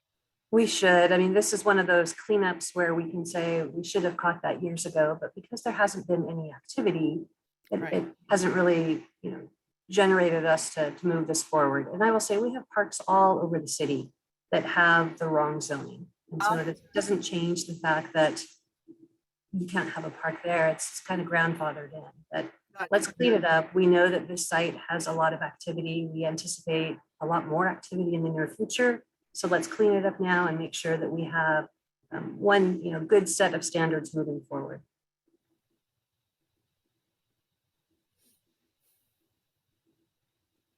Well, thank you. I understand what you're talking about. I appreciate your explanations. I have a question, Angela. Since this is owned by the city of Reno, there's no way, I mean, I guess at some point, if it was to get sold, would they had to rezone it again to something like revert it back to one of these different previous zonings? No, because the public facility zoning does allow for other types of uses that are beyond what a typical public facility is. If somebody were to buy this property from the city, they could use it as office space. Like I said, they could use it as some type of residential, but that those uses are allowed within the public facilities zone. Thank you for that clarification. I just wanted everybody to hear that. Not that the city is, putting it up for sale anytime soon, but sometimes you never know, things happen, and it's good to know that what the uses are under the zoning code regulation. So thank you so much. Any other questions from the board or anybody out in the public? Noemi, do you have anybody else? No additional comments and no additional chat. Okay. Angela, thank you so much. That was a great presentation, and I think it's long overdue with, designating those particular areas under one zoning land use category. So it makes total sense. So thank you so much for that. And we appreciate your time. And I hope you're not somewhere where it's really super late. It is 3 hours ahead. Oh, yeah. Well, thank you for sticking with it then. Really appreciate it. Oh, absolutely. Thanks so much, guys. Thank you. And hopefully you don't have anything else on our agenda, and now you can go rest. And safe travels home. All right, we'll go on to the next development project. This is going to be B3.3 Gateway at Galena, LDC 22-00058. A request has been made for a tentative map to develop, and 361 residential condominiums, and B, 213 non-residential condominiums, and 2, a conditional use permit to allow for A, more than 20 single-family attached dwellings in the mixed-use suburban MS zone, and B, grading that results in fields greater than 10 feet high in height. The 33.71 acre site contains frontage on Wedge Parkway to the west and is located directly south of the University of Nevada, Reno Redfield campus. The site is within the mixed-use suburban MS zone and has a master plan use designation of public quasi-public, PQP. Well, this particular project has a lot of stuff going on. So who will be with us today to do the presentation? We have Karen Downs and Michael Daniels. Okay, we've got Ken and Michael. It's Karen. Hi. Excuse me, Karen. Hi. I'm so sorry I can't hear. No problem. I know it's hard. I'm looking for, as I start, I'm going to share my screen.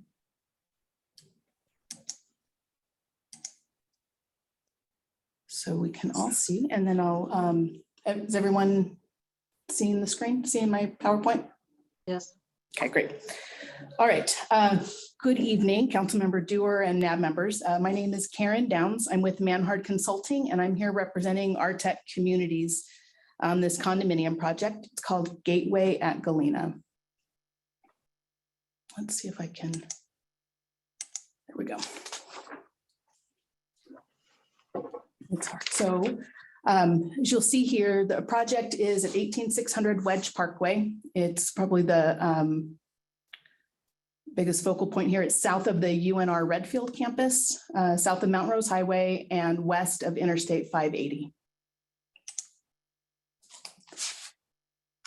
It has a land use designation of public, quasi-public, as it was originally intended as an expansion of that Redfield campus property. It has a zoning designation. Oh, I'm going to add over here on the master plan. It's surrounded by suburban mixed use master plan designation. On the zoning designation, it is zone mixed use suburban, as is the property surrounding it. Our project's been designed to be consistent with all the mixed use suburban standards.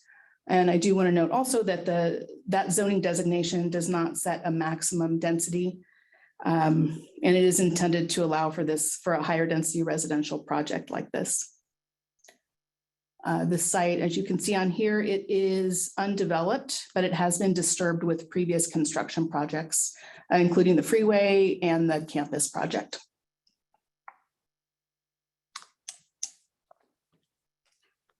So our application, it's a tentative map. It's for 361 residential condominium projects. As you'll see as we get into it, there are 3 distinct communities that make up that 361 units. And then additionally, there are 213 garage spaces that are technically separate parcels because they're not attached to the condominiums. It is also a conditional use permit request for more than 20 units in the MS zone. That's typically an admin review or a minor conditional use permit, but it's included with this tentative map application. Also, in this request is for fills greater than 10 feet in height. You'll see there's limited area, 3 areas that are greater than 10 feet in height. So all of these are combined into one application. Here's the site plan where you can see the 3 distinct communities. We'll talk about them a little in depth for each one. It's parcel 2, identified as parcel 2, parcel 3, and parcel 4.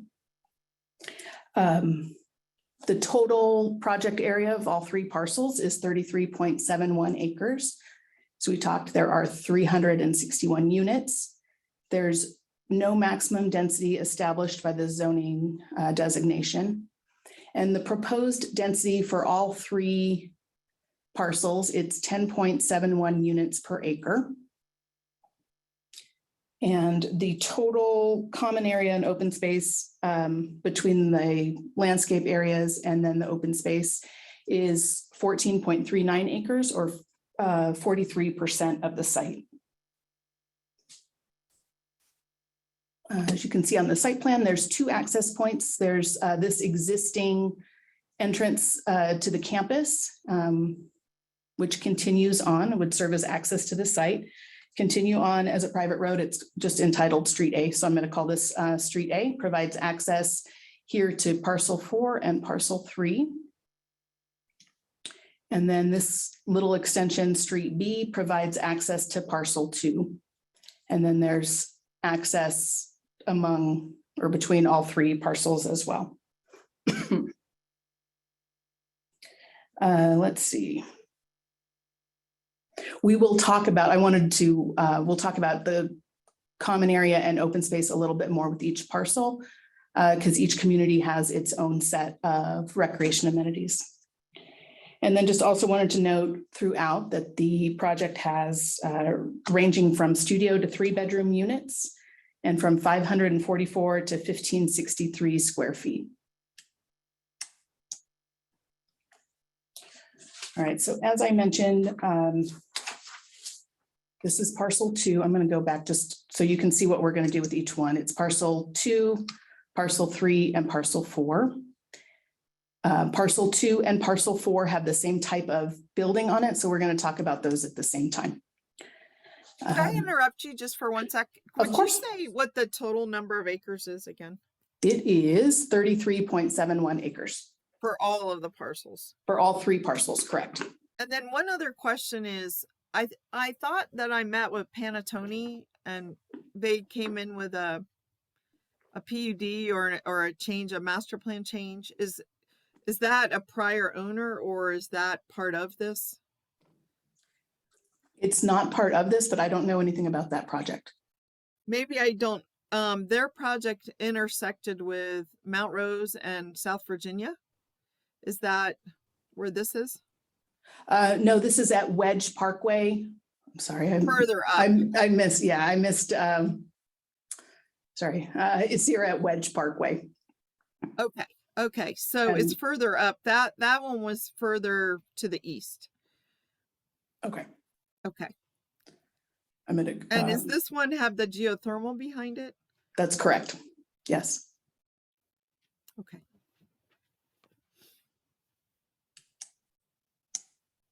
I do, as we're asking that, I wanted to go, I'll go back to the location. Here's Mount Rose Highway and Wedge Parkway. So but the parcel in red is you, right? Correct.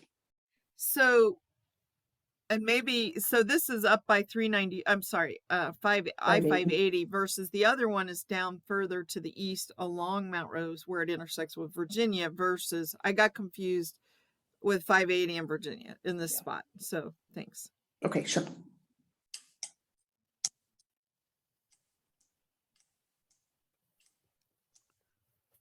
Okay, we're on parcel 2 then, which is down in the southwest corner. It is 7.09 acres. We're going to talk about this type of condo project we're calling it here Flex 20. There's 80 units on this parcel 2, and the density for this specific parcel is 11.28 units per acre. Parking, we'll talk about the parking a little bit, and I just noticed as I pulled this up that the parking striping is not showing on this exhibit. So I'm just going to talk about a couple different areas that does have striped parking involved. It's just not showing on this. So parking is provided in a few different ways on this site. There is attached garage parking. So garages as part of each building. There's 14 spaces per building. There's also detached garage parking. So that is garage spaces that are part of a separate building. They're detached garages. We were talking about those a little bit earlier as a separate parcel. They're part of this detached garage space. There is tandem parking spaces, which if there were lines here, you could see it's essentially like parking in front of the attached garage. And then surface spaces. So you'll see these areas that look like parking lots. There's striped surface spaces here. So of all the parking provided, the attached garage spaces, detached garage, tandem, and surface, there's 150 spaces provided. There is also, this landscape area is specific to this parcel 2, 1.64 acres of landscape area consists on this parcel of a dog park, barbecue areas, fire pit, tot lot with equipment, and then an internal pedestrian walkway system, as you could see before, that connects all 3 parcels together. And then parcel 4, which has the same building type, we'll look at in just a minute. Parcel 4 is the parcel at the northeast area of the property. It is 12.89 acres.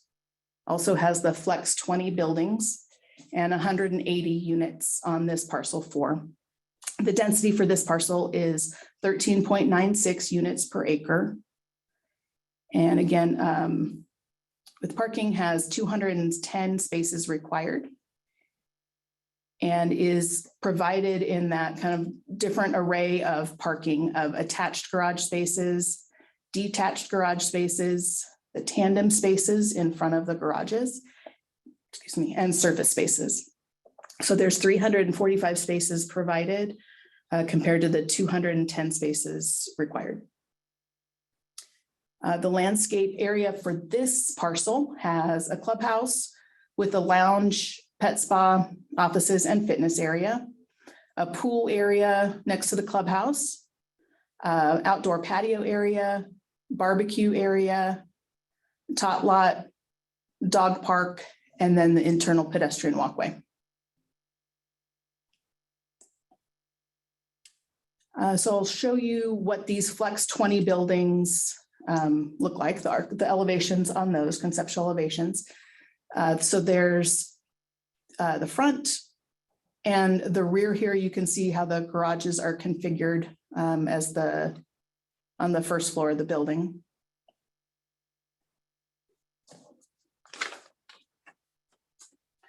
We've got some creative design features on them and kind of a modern look, and it's designed to complement the area and create some aesthetic appeal. Here's an example of that detached garage building that I mentioned. They range with a number of garage spaces from 5 to 8. This one has 6. Oops. Here's the clubhouse elevation that's on site for parcel 4. And then, and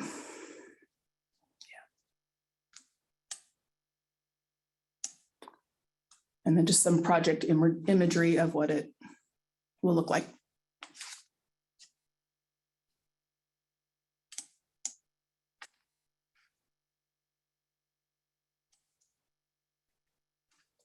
All right. Parcel 3 is the parcel that's in the middle of the project. It has 13.73 acres for this parcel. And the type, it's a different type of building, so we'll talk about it a little bit differently, called the Ultraflex. There's 101 units proposed on this site with a density of 7.36 units per acre. This one, the parking required is 198 spaces, and we're providing through attached garages, tandem parking, and surface spaces at 261 spaces. This park, I also should have added to the parking, the requirement for the city of Reno with the new code is 1 space per 1,250 square feet per unit, plus parcels 3 and 4 also have the clubhouse. So there's additional parking for the clubhouse. The landscape area for parcel 3 is 2.2 acres, includes the clubhouse, fitness area, club room, the pool area, outdoor patio area, barbecue areas, and the internal pedestrian walkway.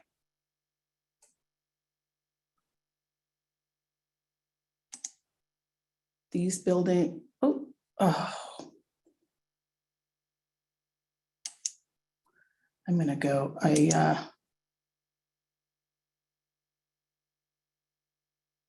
okay, here we go. These buildings are designed complementary to the others, but they're a little bit different in that they're just the footprints are different of the buildings. And they're also designed so that they can have a different number of units per building. So the other ones that we talked about had the 20 units per building. These can be configured to accommodate the, I'm gonna go back to the site plan. Different sizes, as you can see, to accommodate the site, ranging from, not sure how many units, but ranging where you can go from a smaller building to a larger building, depending on the site. Here is the clubhouse for parcel 3.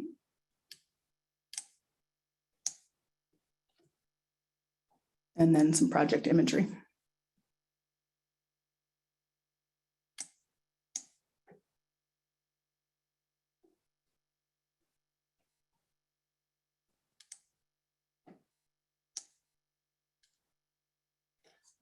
The other thing we talked about a little bit earlier that this project includes is a request for fills greater than 10 feet. There are no proposed cuts on the site, but there are 3 small areas of fill that exceed 10 feet. There's 2 areas that are 13 feet and 1 area of 15 feet of fill.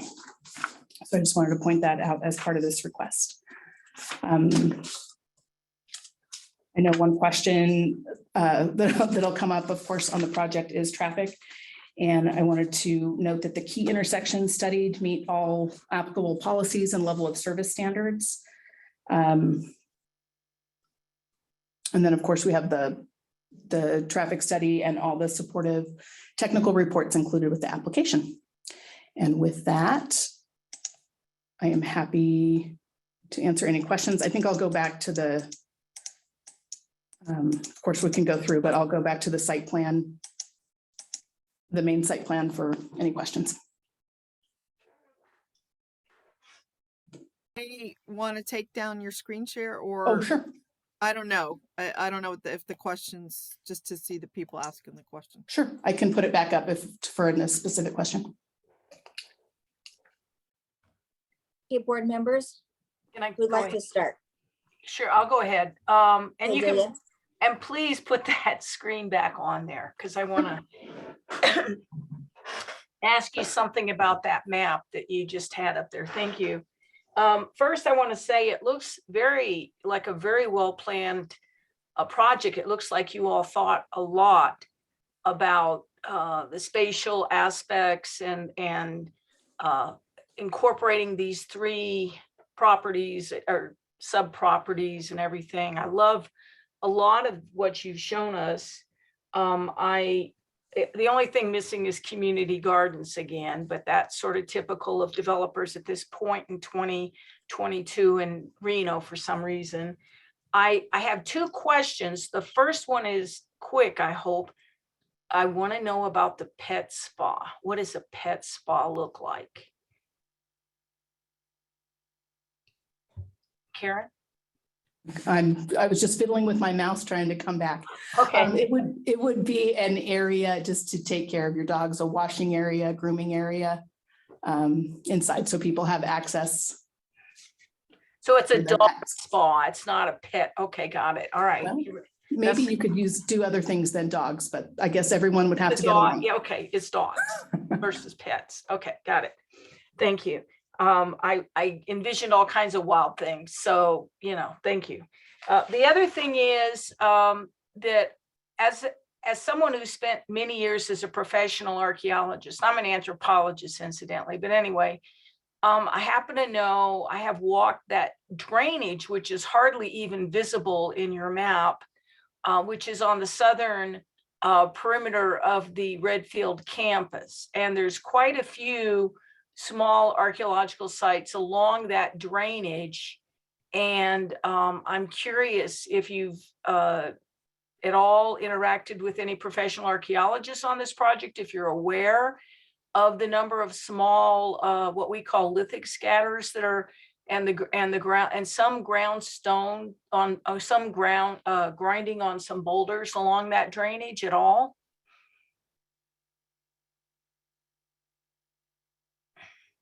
I'm sure that question gets you off guard, but it's not intended to. I haven't heard about this project before, but where is the drainage in this map? Is it part of something you're planning to fill? No, not at all. I don't think so. It just doesn't come through on this. I was going to Okay. see if I can pull up the site plan that shows it. While you're It's not doing, included on the landscape plan just because it's not a part of the actual landscaped area. It's in through here. It will remain natural and accommodate drainage. Goodness. does the drainage go under the road where we see the road on the Yeah. eastern side of that, or? Yeah, let me, Thank you. I'm gonna end show if I can do this and pull up the.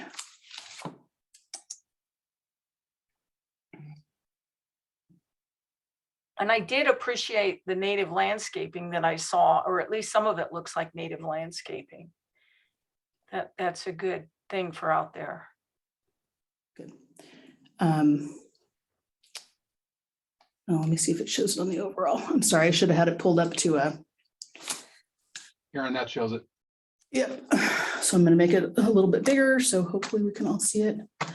I still struggle with my glasses for what I can read on the screen and not. So pardon me. Okay, here you go. So here you can see the. Yeah. Yeah, Julia, this is Mike Daniels with Artec. The entire drainage way that runs down through there, we're very cognizant of what's the potential for archaeological is out there, and it's being left open. Thank you. We've had several surveys out there. We had a buckwheat survey, we had a cinder soil survey. We've gone through it all. And one of the things that we ended up deciding was, instead of trying to fill that drainage way, because it's not a natural, it's a natural drainage way, but it doesn't meet the where we couldn't go in there and fill it, and we left it open. It's a great amenity for the project. Yeah. Anyway. Thank you. And that's the right answer. I was hoping for that answer. I think if you're just 10 feet back from, just the drainage and just the very top side edges of the drainage, you're probably good. That's where the great majority of the sites are located, is just right at the banks of that drainage along there. So thank you for that answer. Yep. Thank you.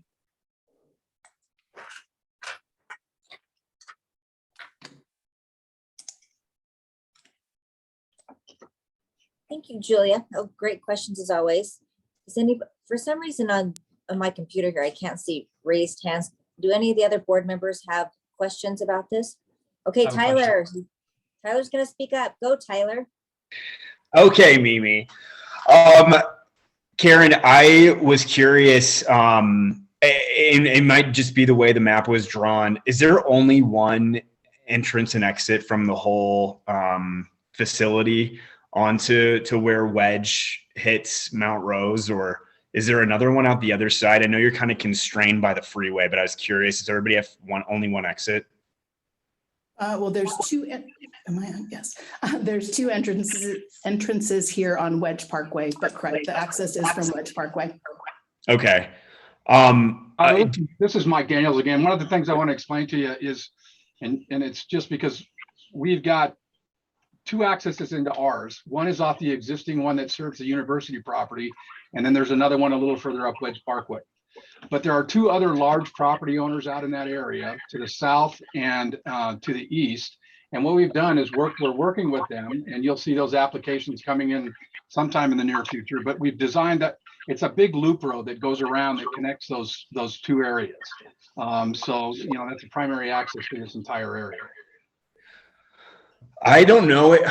I'm trying to visualize that. I don't know if I can, but and maybe you can address my two concerns with what you're saying. One is there was obviously a very large, fast-moving fire in that area this past summer, with only one real entrance and exit in terms of one road. I just have a little bit concerned for people who are going to be moving to that community, that if they have to get out fast, that they're going to struggle to all be using the same road off of Wedge. I understand that some of these development projects have those constraints, but just to flag that. And then also just for the people who eventually move here someday as well, or to that development as well someday, that is a lot. I mean, like if we're talking about 300 and some units, let's say a car and a half per unit, and we're talking about over 500 cars that are trying to get into Wedge through Wedge on Mount Rose, there is just going to be potentially a huge backup, I feel like, into your community, people just trying to get onto Mount Rose. So these are not complaints or criticisms, just things from living in that general area to flag. But what you were saying, Mike, in terms of that loop may solve those, but I just wanted to point those out. Yeah, there's actually, we'll have three accesses into this site.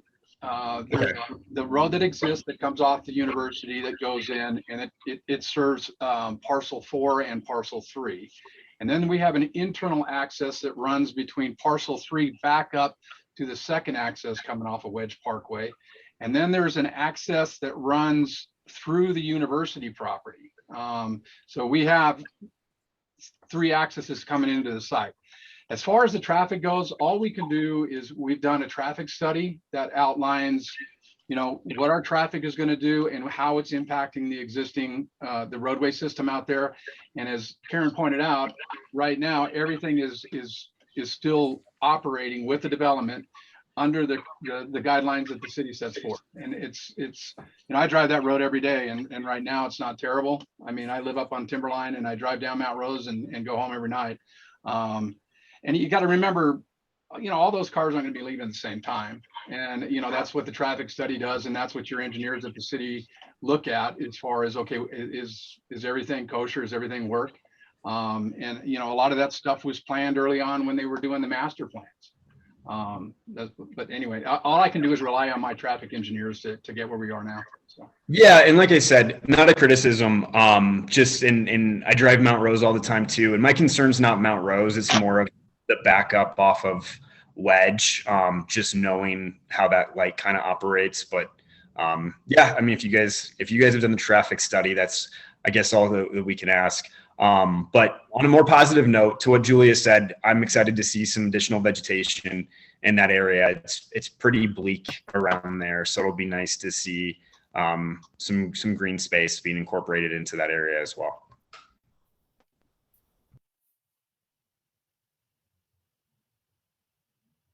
Tyler, thank you so much for those comments. Jack, did I see you that you had your hand up? Yes. Okay. I got a question real quick. And then after me, Mara's got her hand up. Just letting you know. Perfect. First off, Karen, thank you. Presentation was great. Like Tyler and Julia said, definitely excited for that project that the vegetation will bring. I did have a question. I don't know if this was covered, if I missed it, or if this was explicitly said. Is this going to be a gated condominium? Yeah, all three sections are gated. Yeah, and it'll have, so it's private. You got to go through a gate with a little fob or whatever you do to open up. But to get in off the main, and Karen said that the road going through this is private. It's actually going to be a public road. So the road coming in off the university and eventually looping all the way around back into Wedge is going to be a public roadway. Now off that those roadways, we have 3 accesses into our projects. All 3 of those are gated.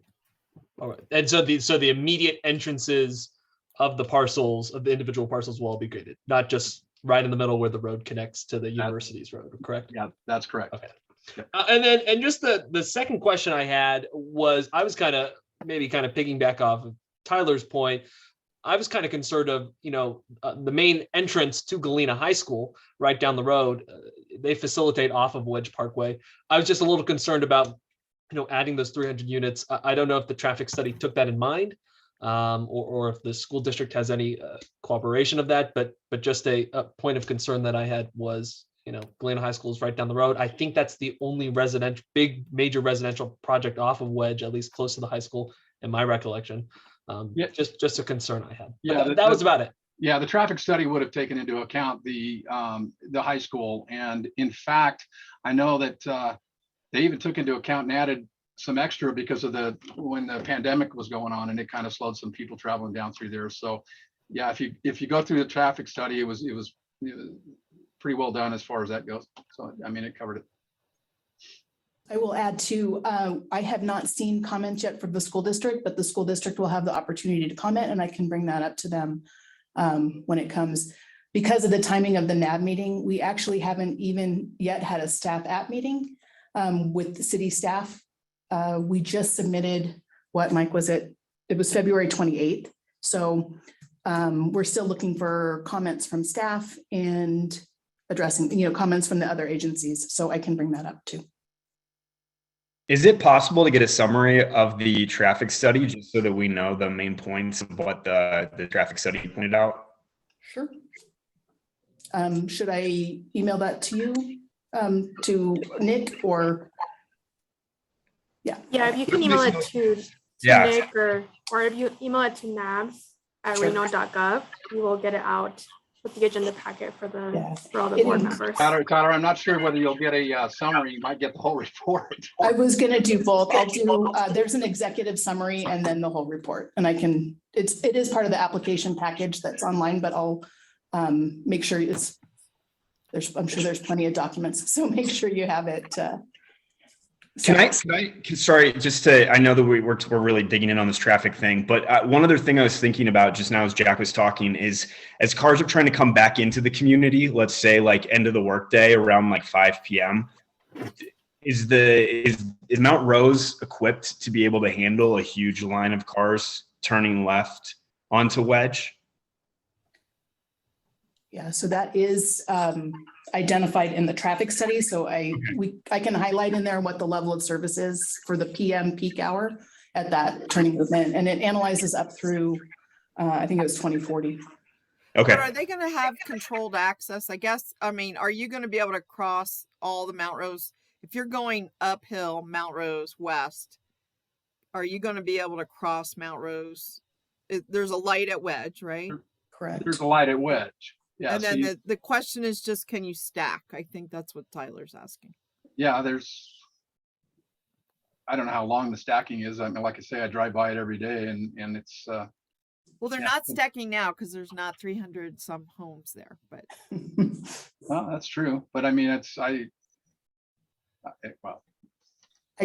I can pull that information out too from the traffic study to see how long that stacking is and what the expected level of service is. One of the things I think is if you look at it, I mean, there's not a lot of residential up there that makes a left-hand turn from Mount Rose onto Wedge Parkway. Right. Most of your traffic in the evening is, Galena High School. You got there's a little bit of commercial there is probably going to be doing the exact opposite, coming down Wedge, making a right-hand turn onto Mount Rose. Your residential, I mean, people coming home at that time. You've got the Lewis subdivision that's a little bit further up off of Butch Cassidy, but a lot of those people come further up Mount Rose and they make a left. I'm not sure what the name of the road is, but it's a little bit further up Mount Rose Highway. I'm just thinking about, 5 o'clock, making a left-hand turn onto Wedge Parkway. I don't see a lot of people doing it. But that was all addressed in the traffic study that we had prepared. Yeah, It's and Mike, just sorry. They don't have them. They don't have that traffic study. That's all. This might be sounding like criticisms. We're just curious because this is a brand new use of No, that. I understand. No. I just shared my screen. Can you guys all see it? That was really helpful, Mimi. And you've got like 4 people with their hands up. You've got Jack, Tyler, Mara, and Donna. So I shared my screen so that you guys can see that the stack lane here that turns left onto Wedge Parkway. So you can see what that looks like, that left turn lane. And then if I zoom out, then it allows everybody to see here's where the development's proposed. And then you can see the high school plus these are all there's quite a bit of residential on this side of the highway that Wedge Parkway serves on. So it turns into Butch Cassidy Drive. So you guys can all see, you know, what's going to happen with this development, the high school plus the new development with these new parcels right here, and then how that's going to impact that intersection. Plus, Mimi, while you have this up, maybe you could zoom back out a little. And I think just for FYI, and I think it's here, but maybe I'm in the wrong space again. Is this where the waste management parcel is, or is that on the other side of 580? That's on the other side of 580. Okay. That must be over here. Yes. Yeah, it's a 10-acre parcel behind this Panettone by the geothermal. So that way now our board members can see development project here, Wedge that turns into Butch Cassidy, high school, and then existing homes. Yeah, can I just interject something? I mean, a lot of those people that live in the subdivision that you're talking about, they don't come down Wedge Parkway to access onto Mount Rose Highway. They access Mount Rose Highway off of, I think it's, I'm trying to read your, it's that road that, you lost me. Edmonton, right here?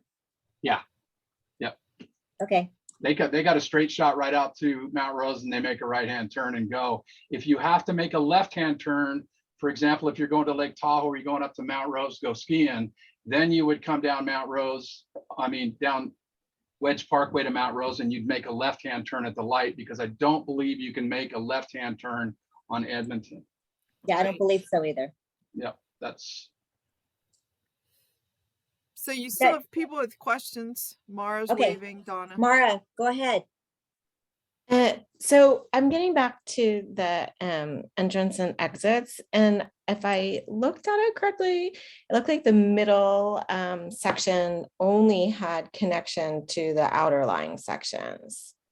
Is that true? There's not like a main entrance and exit for that middle section? Yeah, Karen, I mean, there's 2 main entrances into the project. There's the one that's existing, that's right. Going there. And then there's one further to the south. I think you're talking about this parcel 3. Yeah, if I live in there, I have to go to one of the other main entrance. Yeah, the main entrance is here on the street A. Yeah, but you can also, it also accesses that way. Right. Back to there, right? So you, it's so a big through loop. this.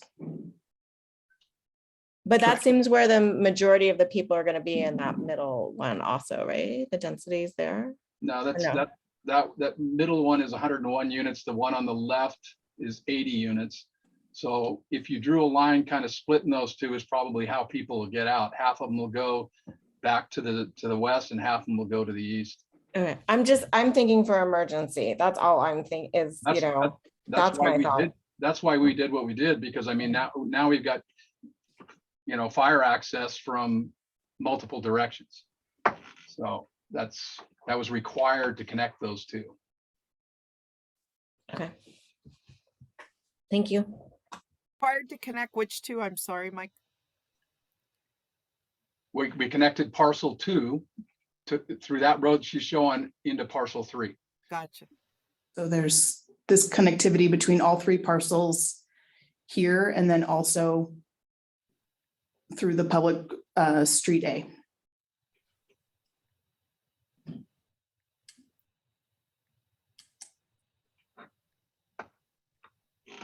So the first development close to Wedge Parkway, their access is clear down to the east, then they can't access closer to like where the university campus is. That's correct. Not until phase or parcel 2 or 3 is developed. So if we were to do parcel, the westerly parcel first, it would just access off of the little piece on the west there. But eventually they all tie together and they connect back to the main road coming in off the university. Are these sprinklered? Yes, they are. Okay, that's good, because the nearest fire station is up Mount Rose Highway, correct? Where is Well, the that's nearest for fire the station? county. It's isn't it? I think it's Station 12 over in Damani Ranch. Well, it's pretty, Off pretty Steamboat. No. There's one up on Mount Rose Highway, Yeah, but that's a county. but still And they would respond. no, they don't respond until they're called. It's Okay. there's 3 phases, and so you have to be within 6 minutes of a fire station to not have sprinklers. Yeah. That's the standard response time. And then the county station is up Mount Rose Highway. It's still a distance, but they have a mutual aid program and they have to be called. Like they have to make a determination that the city doesn't have the resources to respond. So there has to be an analysis, some thinking, and then there's a call made. That could take too much time. Well, that is why So- we have talked about putting those back together again, the county and the city fire, so that there isn't this analysis. But that's why I asked this question, because I knew that there was the fire station up Mount Rose Highway, but you're right, the one that's for the city of Reno, they have to cross Virginia Street and go all the way up Mount Rose Highway. Who knows how long that could take to respond? well, does the other planner have some information on that, Karen? So on response, again, we haven't met with the city staff yet to get response times or see if fire has any comments, but correct that the units would have to be sprinklered, which is proposed. And we meet all fire code requirements for entrances and exits and safety. But as far as getting any comments from the fire department or the response time from the fire department, we don't have that yet. Code requires these buildings to be fire sprinklered regardless. So it doesn't matter whether I've got a fire station right next door to me. It's still, the code requires these size of units, the number and the 3-story, they have to be sprinkled. So there's no way around that. And is the water Well, for this? and just, I'm going to interrupt just a minute. So just for this is for group education. What sprinklering does is it deals with a fire that starts within a house or a home, like a stove fire or something like that. It doesn't help with a wildland fire. And so that'll be interesting to see what they have to say. They may want more green space. I mean, that is what they often, they asked for on the canyons, for example. They wanted to make sure that the road was protected by green space that was irrigated to prevent the fire from taking over the buildings. So, it'll just be interesting what they say. Thank you for that. Is Tumwa the Tumwa tank up there off of Mount Rose Highway, the water that's serving this community? No, actually not. It was just recently, Tumwa combined what they call Area 11 and Area 14. For a long time, this was in just Area 11, and it required all the, it could only be served by the underground water that came out of the Tessa wells. They've done some improvements, so now this can be served off of the, it can be served off of their system down below. So it's not, I'm not sure what tank serves this for fire flows. It might be the one up above it's kind of to the southwest of us, which would be my guess. But anyway. And then obviously you're hooking into city sewer, correct? Correct. Okay. And I have a couple questions. Who currently owns the property? Right now, the Redfield Trust does. And I'll give you a real quick history of kind of what happened on this property. The Redfield Trust had offered to dedicate it to the university. And as you can see, they developed 3 or 4 buildings out there. And the university decided that, and there was a time frame associated with it, not that the Redfield Trust would have held them to it, but they The university just basically came back and decided that we're going to keep our focus on the campus, and we just don't need this property. They did hold on to a 7-acre piece adjacent to their existing development. And so the property basically went back on the market. So the Redfield Trust currently owns it. Artec Communities Pacific West has it in contract. So. Yeah, because when I looked up the property ownership, it did show that it was still the university system. So I thought that was interesting. Yeah, that right up into the last minute, there was when it was transferred back, there was a legal description problem that they had. So, I mean, basically the day that we submitted the application, it was resolved. Okay. It is in the Redfield Trust name now. And I was wondering, in the description here, it talks about 361 residential condominiums and 213 non-residential condominiums. What constitutes a non-residential condominium? The garages that are not attached directly to a unit. Karen briefly ran through this, but in our units, in the flex building, it's a 20-unit building, and there are 14 garages, and 4 of those garages are directly attached to a unit. The other 6 are other 6 are, it's basically they go to a unit. And then to make up the difference, we have 6 detached garages per building. So everybody there has an attached garage that's theirs. But because they're not, the ones that aren't attached directly to a unit or a detached garage, those have to be condoed. So or mapped. So that's what those are. So it doesn't constitute an apartment. No. And in the other unit that we have, each one of those all of them, the parcel 3, if you remember, the 101 units, the ones that's a little different. Every one of those units has its own attached garage. It's built more like a townhouse where you own the ground floor is your garage, and there's actually some living space, and then you own above. So it's a little different than what you would call a garden style apartment. Okay, thank you. Who else has their hand up today for a question? Can you guys raise up so I can see your Julia? Oh, okay, Donna, thank you so much. Go ahead, Donna. Okay, would you mind putting that map back up that you just now had up, the most recent one, the schematic? Oh, Michael? Michael? Karen. Oh, okay. Yeah, I didn't know if you could, or Karen, whoever, I'm sorry. It's on, right? I'm wondering if you could blow that up a little bit. I'm interested in looking at the northeast part of this project. I guess that would be parcel 4 or section 4 or whatever. So that we could, because I can't see it in too much detail. Thank you. So, okay, so right there on the east side, I think it says Interstate 580. Is that how much, you've got, how far is that from the front door stops there? I can't really see it on the map too well. There's 235 feet to the freeway. 235. Is that what I told you, Karen? 235 or 275 from the building to the freeway. And is this parcel 4? It appears to me to be the one that's the most dense. Is that right? I think we're at about 12 units per acre versus. Yeah. Well, how many overall units, I guess, would be? 180. Yeah. Yeah, the parcel 4 had the most units. It's 180, and the density is right about 14 units an acre, 13.96 units an acre. So what I'm thinking about is your traffic study shows 2,500 additional daily trips total. And I'm not seeing any way out the back end for these folks here. And that's where most of the cars are going to be coming from, it looks like.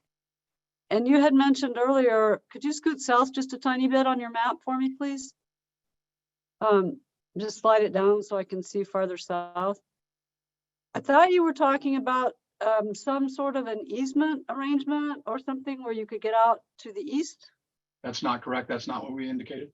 No, Okay, the only access into parcel 4, full-time access would be the one shown on that drawing right there. Okay. So there was nothing going to the east or southeast or anything like that? No, we don't own the property and to the east, you've got Interstate 80. To that big vacant piece that's basically to the south of that is somebody else's property. Okay, all right. Would you mind making the map then a little smaller so I can see the whole thing together? I mean, just zoom out a little bit, please. Okay, so this one on, okay, so this is 2, 3, and 4. And then I was a little confused on the maximum building height. Is everything 3-story? It's not, Yeah. is it? Did I see 2 stories or not? No, it's all 3-story. All 3 stories, and that includes the garage underneath? That includes the garage underneath. Yes, Okay, so ones with the underside garage are 2-story living units correct. plus a garage, and the other ones are, the ones that don't have that are 3-story. So it's all 45 feet, just under 45 foot max height. It's under that. The max height is 55 in this zone, or you need a different. Is yours 55? I thought I saw in your buildings that your elevations were closer to 45. That is Our correct, but I buildings are just, 45. the maximum height is. No, I understand. In the zone. Okay. I just was looking at your drawings and I thought I saw that they were 45 foot and just under. Yes. That's correct. Is that correct? That's correct. So you're not maxing out the height, I guess. You know, So a question I have along that lines is, I know this, I believe this section of Mount Rose Highway is scenic highway. And I didn't know if you guys had contemplated signage or what your thoughts were. The only signage that we'll have are like monument signs at the entryway. I mean, we're not doing anything big as far as anything like that. I think it requires, you can't have a sign 300 feet off the freeway. No, we don't. Okay, thank you. And nothing taller. I think than 40, I think the Redfield PUD said 45 feet high On the building heights? on signs. Oh, signs. No, we're gonna have monument was it signs at the 35? entryway that are Okay, 5 or 6 feet tall max. okay. Maybe it was 25 feet actually. I'm starting to remember. We haven't had anything down this area for quite a while. And did you say that the university no longer, the Redfield, they didn't need to expand the Redfield campus? It was what from what I understand, talking with Jerry Smith, who runs the Redfield Trust, is basically what they wanted to do was keep the money at the campus, not outside of that. But they did hold on to that 7 acres that's northwest of Parcel 4, that undeveloped piece there. So they still have 7 acres They still have 7 on acres. that like little corner there. That little triangle, yeah. Yeah. Well, I'm going to ask for you guys, just while we're on the phone, if you could schedule a separate briefing with me at some time, maybe after you've met with staff or as you proceed a little ahead. Okay. Okay. Sure. Sounds good. Yeah, Naomi, this is, again, what I'd like to do is I'd really like to sit down and, I've run it by a few people at the staff level. Sure. And it's only because I'm working very closely with the surrounding properties. I can kind of show you kind of the overall plan. Right. I wish I could share it with everybody now, but it's I can't. So, but it's pretty neat deal. I can tell you the developer to the south is looking at creating basically what they lost at Lake Ridge with the indoor tennis and the outdoor tennis and the indoor swimming and the outdoor swimming. And I mean, we've had, yeah. Oh, it's unbelievable. It's really, really cool. Yep. You're saying a different developer than you. Different developer than I am, but I've been working with this developer since we started and still helping him get through the process. So, wow. Yeah.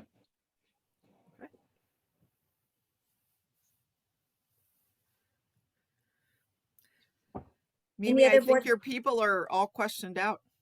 I think so. I know. Anybody else?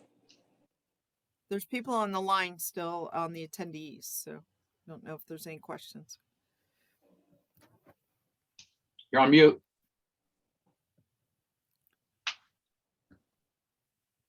We still can't hear you, Noemi. Oh, now. There we go. Okay. Sorry about that. My audio is just off.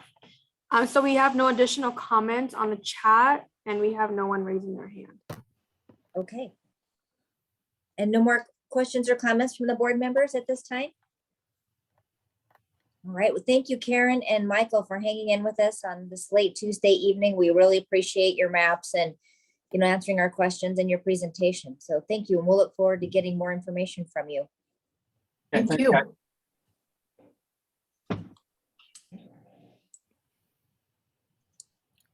Yeah, that was a big one. I want to commend the board though for talking and, questioning the traffic. As we all, have seen through many, many projects, we want to make sure that we are, that we're staying on top of these new developments or businesses, and then to make sure that traffic is flowing. It is a concern of mine with having the fire station so far away, even though they are sprinkler, and the wildland fire is definitely a concern for us. So, it'd be interesting to see that traffic study and hear what the fire department, what their recommendations are. So I don't know, Councilwoman, is there a way, or Noemi, is there a way for us to see those comments from the different departments? Yes, I think so. Let's have Noemi check into it and get back. Yeah, I'll look into the additional comments, and I'll also pass along the notes to Nick as well. So we'll work on it. Okay, thank you. Just because, with our board's past experience with several businesses and different development projects, and then it all comes back around where we're having traffic issues. So, right. We would, maybe try to help them stay ahead of this and see if it could be helpful. And especially, I think all of us are concerned with the fire. That's a dicey area. Mara. Thank you. So I have a question, being new to this NAB. If this proposal, he said they've only presented it to the city and they're getting feedback. And then assuming that they'll get comments and they'll make adjustments and then resubmit it. But in a timeline, when would something like that actually be in fruition? If all things go according to plan. Does anybody know when they're going to the planning commission? We should have asked them. Yeah, when are you going to the planning commission? Oh, and they are not on anymore, I don't think. No. I don't think so. But Councilman, in like regular, pace of time, when would something like that come? Probably like May to June. No, but then how? It depends if the staff have a lot of questions. They have about 30 days, I think, or 10 days to review and send out questions about the application. And I'm not really clear whether they've already submitted it or they're about to submit it. But I thought they were waiting for comments, but I was asking how long till it actually gets built? Like how long would something? Oh, a couple of years. Okay. Phases, usually like this is 300 units. So I would think about 2 years after they have to go to this tentative map. And then there's a final mapping process that can take a year, even maybe 9 months in this case. And it depends if there are, archaeological exhibits, if it was on the other side on Virginia Range, whether there's canyons and drainages and those kind of challenging issues. This looks relatively easy to develop, but there is a kind of a major drainage coming through here. So I think that's the main issue they have to deal with as far as like the environment. Okay. Back to the traffic for a second. Last I checked, and I'm not totally current on this, but TMCC is also part of that Redfield campus, in case you guys don't know. Right. And we've had a heck of a time convincing RTC to run any buses or any kind of means of public transportation down there to that campus. And I don't know if some of you that live down there may know, is there any kind of bus service or anything down there? That's good. That's a factor that relates to the traffic too, if there's no public transportation down that far. Right. Tyler, do you know, or does anybody that lives down there know? I've never seen buses over there. I still don't think they have them. And that's a shame because there's the high school, there's the college and the university there. But anyway, it's just something that we should be thinking about with the traffic is to make our rather dysfunctional public transportation more functional for our citizens. You can catch the Carson Flyer from the shared lot, the ride share lot at the summit, just down the road a little bit. That's the closest bus stop. You can get that to downtown Reno or Carson City, but that's the only bus service that's anywhere near. Right. Okay. Well, thank you, Patrick, for that. I just know it's like for students, it's crazy. We've calculated it takes them like 2 hours to, we fixed that, but it was taking 2 hours to get from TMCC to UNR, which is a 10-minute drive. Oh my goodness. And so I don't even know what it is to get to that side of town. Might be, if you miss that one flyer, whenever it lands there, you probably are, doing whatever you're doing to get into town. If your car's broken or, whatever. Any other comments on the board? Well, thank you, as usual, a fantastic discussion by everybody. I appreciate everybody's thoughts, concerns, and, voicing their opinions and asking the questions. That's what we're here for. So we'll see what happens with that. So we're going to move on to the next item. That's going to be boards, commissions, committee, and member reports and announcements. Anybody have anything to share, announce, request? No? Anybody for? I could say something now. I was going to wait for public comment, but I'll just say this is my last meeting. Some of you already know. And I really have appreciated how much I've learned and been able to contribute to this board. It's a great board. We have a great councilwoman. I hope we continue to have a great councilwoman here in our ward. But I really thank everyone. I thank the staff, the fabulous staff that have supported us so well, and all these projects coming through. A lot of this is, I really thank Councilwoman Doer for, pushing hard to get the NABs up and going 2 different times now. Yeah. And just this opportunity to help to contribute. I really appreciate it. And I feel like you guys are in really good hands now because we have a really great active board now. So it's a good time for me to take a break and do some other things in my life. But thank you. Well, Julia, we've so appreciated having you on here. You have been on, I want to say, for, I'm going to estimate here, like 7 years or 6 years. Yeah, I think so. Mimi and Patrick, isn't that about right? We started at the same time. Yeah. Yeah. Amazing. Julia, Amazing we're gonna miss you so much. Now we don't have another advocate for paths and trees and community gardens. And one of us is gonna have to carry the torch now for you, saying, where's the trees with Councilwoman Dora? Where's the paths? And where's the walking paths for the people? And where's the garden? So and I'm absolutely confident you guys will do that. And on that note, I should have said this earlier, but tomorrow, this is on board comments. Tomorrow is the meeting of the Urban Forestry Commission, where they've taken about 6 weeks of public input and they've amended the draft, the staff have, and it's going to be presented to Urban Forestry. I asked for a version where they took the Urban Forestry draft and put the new on top. And so there's quite a few letters, and one of the letters actually is signed by 8 different groups, AGC, NAOP, builders, and so asking to delay the ordinance until we do another tree canopy study. And we didn't do it. It was done by the state. It was done by the Division of Forestry. About time frame would have been around 2012. And so we do need one. It's been about a decade. So, but it's not, I don't know that the group consensus is there that we need to wait until we have more data. I mean, this isn't based on data of tree canopy. This is based on the fact that we're one of the fastest warming cities in America. And Nevada is the fastest warming state in America. And that we just need to do some mitigation, take some mitigation efforts. So, and I want to remind you all, the tree ordinance draft does not require anyone to plant any more trees. What it mostly does is say the trees you're already required to plant, how to plant them. Plant them with enough soil, enough space, with irrigation, and take care of them so that they actually grow up to be big trees. So that's the main thrust, I would say, of the ordinance. I don't know if anyone else has other comments or announcements. Anything else for anyone? Oh, I'm sorry.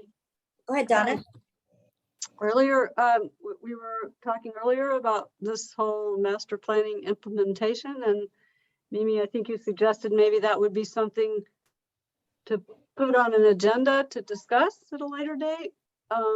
I think it's relevant. I think it's relevant to the interpretation of all the projects that we're looking at and how they're being built. And if we could provide, I mean, historically, Ward 2 NAB, when I was in Ward 2, you know, people made a lot of constructive comments, and I saw a lot of developers alter their plans before it went to the Planning Commission.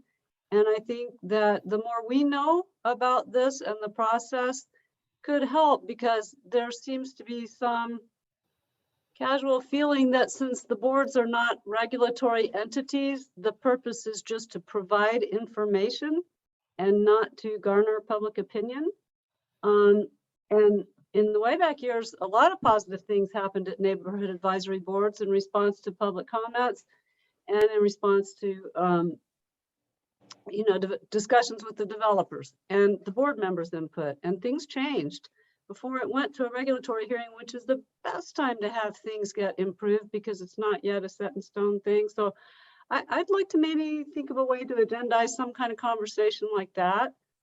I'd also like to propose that, I don't know how this happens, but I think somehow the city should send public notice cards to all the people whose ward boundaries have changed with a live telephone number and an online link, and invite them to sign up for their new neighborhood advisory board and receive agendas for it.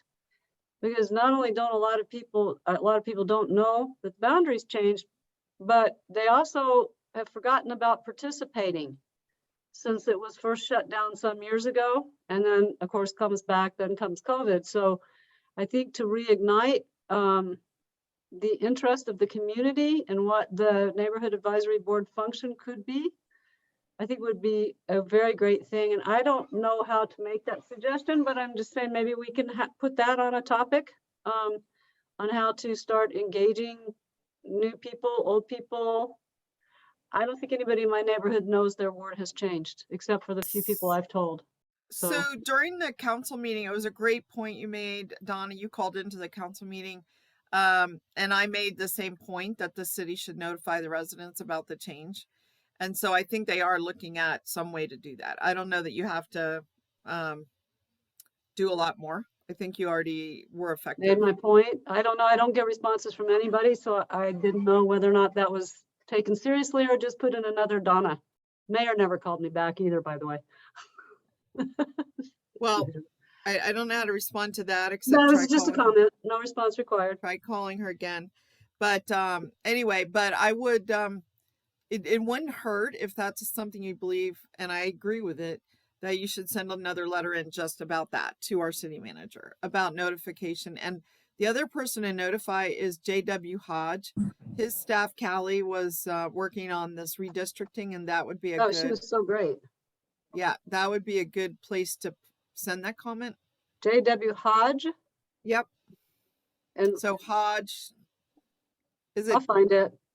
No, Amy, is it Hodge J or Hodge JW, I think, but I'm not sure.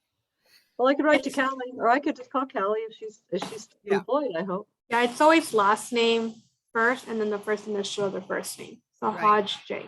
J. Okay. All right.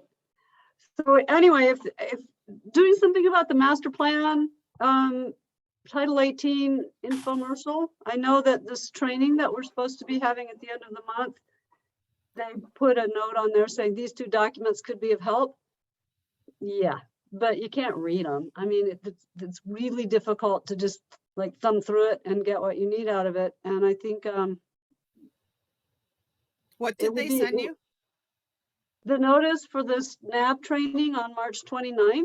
Right, but you said 2 documents. Yeah, the link to the master plan and to Title 18 might help you. Well, okay, given that I've read both of them in great detail over the years, it's not that simple.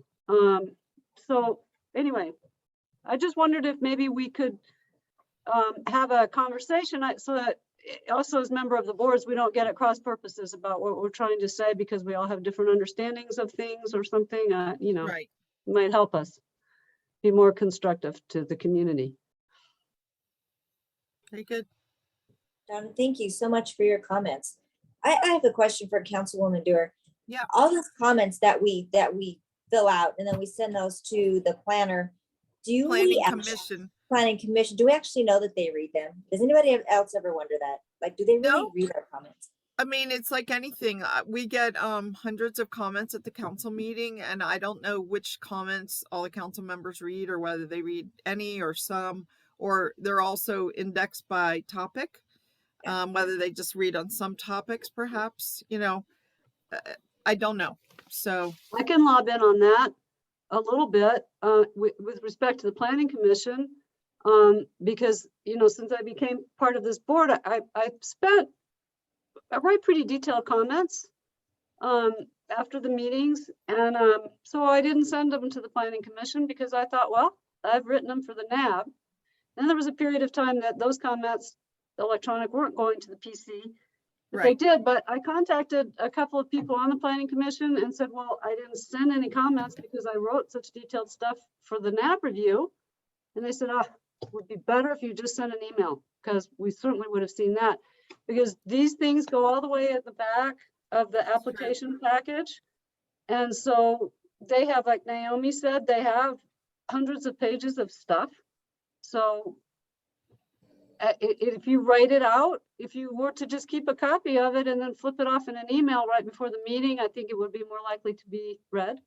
That is a really great point. Yes, thank you, Donna, because, you know, this project review forms that we're filling out, maybe we need to save those or take what you're writing in those project review forms and just compose that into an email. And then if we knew who to send it to, then it's going directly to the source. So that was my packaged, and then it gets packaged again when it goes to council, if it's something that then goes to council. So council's got NAB, that, you know, the applications, then the PC stuff, then the staff report from the previous stuff, and then the new staff report.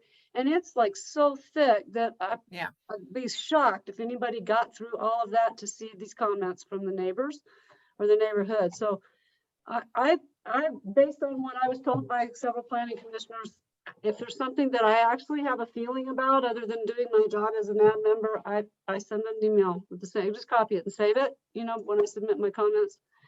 And then I send it as an email, and I've been advised by our sage councilwoman, as well as several other people.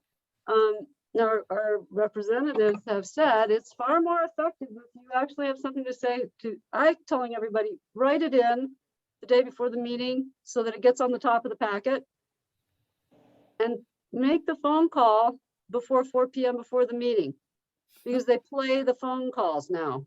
And most of the time people listen to the phone calls, although I can't swear that they all do, but they'll definitely hear it. Even if they can't get through the paper, it's going to be played in chambers. And you can do the same, you can call into Planning Commission the same way. Yeah, that's what I'm saying to everybody, because I mean, I know that only some of the council listen to me when I call in, but some of them don't ever look at my letters, so they at least hear what I say when I call in. And same with some Planning great Commission. advice here, Donna. So thank you so much. And Julia, we're going to miss you so much. And I like the future agenda item concept, Donna. Thank you. Madam it would be helpful. Chair, it might be time for your final public comment, just given your Yes. 8:30 hour. Is there any public comment out there still hanging in there with us? That would be amazing. Well, there's 4. There's a 4 people still hanging in. Yeah, we do not have additional public comment. I do want to mention on the item D for future agenda items, Nick notified me that the RTC project updates will be coming to the next NAB. In addition, from our notes for today, I have down the Rpd Quarterly Report since they weren't here today. So I'll be sure to let Nick know about that one as well. And then I noted for the master plan that was expressed by Donna. And then we will go ahead and, when I get the traffic study, Nick or we will go ahead and send that out to the board members, as well as an update on the t-shirts for the nonprofit. Oh, I have one more thing, a request. When these projects come up, I always have to go find them on the Excel website and then download them. Because, to get the information, to be able to look at the maps and read the traffic studies and stuff before the meeting. I'm wondering if there's any way that when you send us the agendas, if you can't send the applications because they're too big. But could you put the link right to each project in the project, like, project ABC, and you can copy the link that goes right there. It'll take you right there to that part of the Excel website and you can get it. It would be super helpful and time saving for me anyway, because it's a little labor intensive to go find all that stuff. No, Amy, I think that's a great suggestion, and it's in lieu of an agenda packet. It would just be a link over to the development projects, and someone can show you how to do that. I see a lot of head nods. I think that is a great suggestion. That's a wonderful idea. Yep, I will pass it along to Nick and the additional. I'm smiling because during the meeting, I said to poor Noemi, I'm like, hey, where's the link to the agenda packet? I'm like, oh wait, I clicked on it. I'm like, there's nothing there. And I'm like, they never give us that. Yeah. Right during the meeting, the poor girl's like, it's each application. I'm like, oh, okay, thank you so much. So during the meeting, I was asking her for that same thing. Yeah, I was just downloading each one during the, and it's like, but no, it would just be easier. Because I send them around by just copying the link out of the Excel website, pasting them in an email to somebody who asked me for something. Me too. So I also asked Noemi to make sure that Nick and she include the agenda and the link to sign into the virtual meeting right in the calendar appointment. So I hope that we'll make that change permanent. And one more thing I wanted to mention to you all is that there is a study going on of all 23 miles of McCarran. I've posted on my Facebook. There's a simple survey with 8 questions, but then there's an open-ended section to click. So a lot of people, like almost 100 people commented on my Facebook. So I would recommend, I think it's open for about, a couple weeks. Maybe I'll try to put that at the top of my Facebook again, but it would be well worth getting your input. Almost everyone here touches McCarran some way. And you can see what people are saying on the Facebook comments, and it kind of, prods you to make your own comments. RTC is doing this? Is that what RTC. So it's a joint effort between NDOT and RTC. But RTC is the local agency that's issuing the survey. Okay. Thank you. And my last request is it would be really nice if we could meet in person. I don't know who's in charge of that, but we want to go back to our Moana Lane nursery, please. So Noemi, you nodded earlier, but I couldn't tell your response whether that's been discussed or not discussed, or where are we? We are having, they're having a discussion. So we will, once we have an update on that, we'll be sure to notify the board and council members. Well, would you recommend that these NAB members send in their comments on this topic? I mean, they want to meet in person. The Ward 1 wanted to meet in person. I don't know why we can't, really. Well, anyone's welcome to send in any comments, but just so you all know, they did hear the comments during council.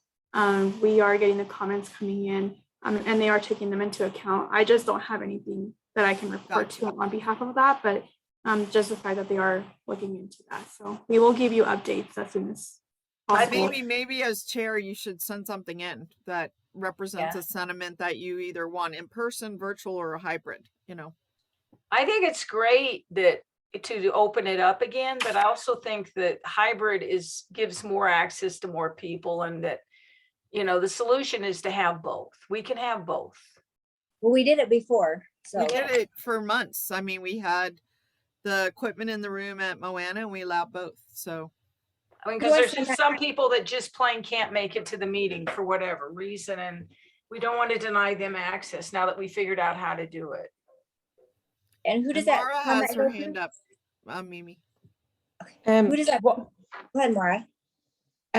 Well, I have 2 things. First of all, back to the agenda and making it user-friendly or more accessible is to put the link to that public or our comments, whatever, because everybody keeps putting it in the chat here, but maybe having it on the invitation In the calendar invitation. in the calendar invitation also, so then we know exactly where it is for each meeting to go get it. Or on the agenda, whatever's the easiest, but a link somehow that we know where to go get it. And then the other thing with the, I don't know if this is still true, but I was having some meetings at Moana and they kept pushing, like canceling or pushing them off because of their own internal issues with staff and staffing, and then also like just COVID being prevalent within their staff. So I don't know if that's one of the, I'm not sure if that's one of the issues that's happening, why we can't go back in person, is that Moana is not necessarily available right now. No, But I mean, we prepaid and reserved, and so we have our spot reserved, paid and Right. everything. So I think I would guess it's okay, but she canceled on me a few times. That's all I'm saying. 'Cause yeah. I have one comment about this other stuff. I would prefer to see it, the links and the information on the agenda, because like I don't keep a Google Calendar. And other people don't. And a lot of times I just save the agenda and I save the stuff. It's on my computer. I might not necessarily even be online and then go, oh, right, I need to go download that. I'd like to see it on the agenda. If you put it on the calendar, that's fine. But once I respond to the invite thing, I just delete, I don't ever look at that again. So I would rather it be, for me, it would be easier to access if it was just embedded in the agenda. That Okay, so also would be available to everybody. I'll pass down these comments. I will also add requests for the agenda. There are some that do use the agenda. So just for those of you that do prefer that, we'll include those on there. And then I've jotted down the notes, so I'll be sure to pass it down as well. Okay, thank you. Thanks for your support tonight, Noemi. You've been super helpful. Yes, thank you. Thank So you. much. And my last question is, where do I send my comment in for the in-person meetings? Who would that best be served going to? who is holding the conversations? In other words, Noemi. Is it Jackie? Is it Ashley? Is it Doug Thornley? Is it, or all of them? Well, they're all having the conversations, but you can send it to Ashley if you like. And then we can forward on, or any of us, like nabs@reno.gov. I would copy all three that I just said. Mimi, it would be Doug Thornley. It would be Jackie Bryant. It would be J.W. Hodge. And it would be Ashley Turney. And then I would copy Nick or Noemi, both, whatever. And then we've covered everyone. We don't have to rely on who got the email. Right. Does it have to go to the city clerk to get in the public record? No, I mean, this is like staff, but sure, copy it to the city clerk. Why not? Then it goes in the public record by default, for sure. I don't know. That's what the clerk had told me to do. So good idea. So listen, guys, it's 8:40, and I think we're kind of wrapped up. What do you guys think? Yep, absolutely. Who'd like to move to adjourn? I'll move to adjourn, and good luck to Julia. Good luck, Julia. Pleasure crossing paths with you. I'll miss you guys, but I will too. pop in and visit. I will come to meetings sometimes and visit you guys. All those in favor say aye. Aye. All right, meeting adjourned. Thank you, everybody. And Thank Julia, good you. luck to you. We'll miss you. Bye. Thank you. Bye.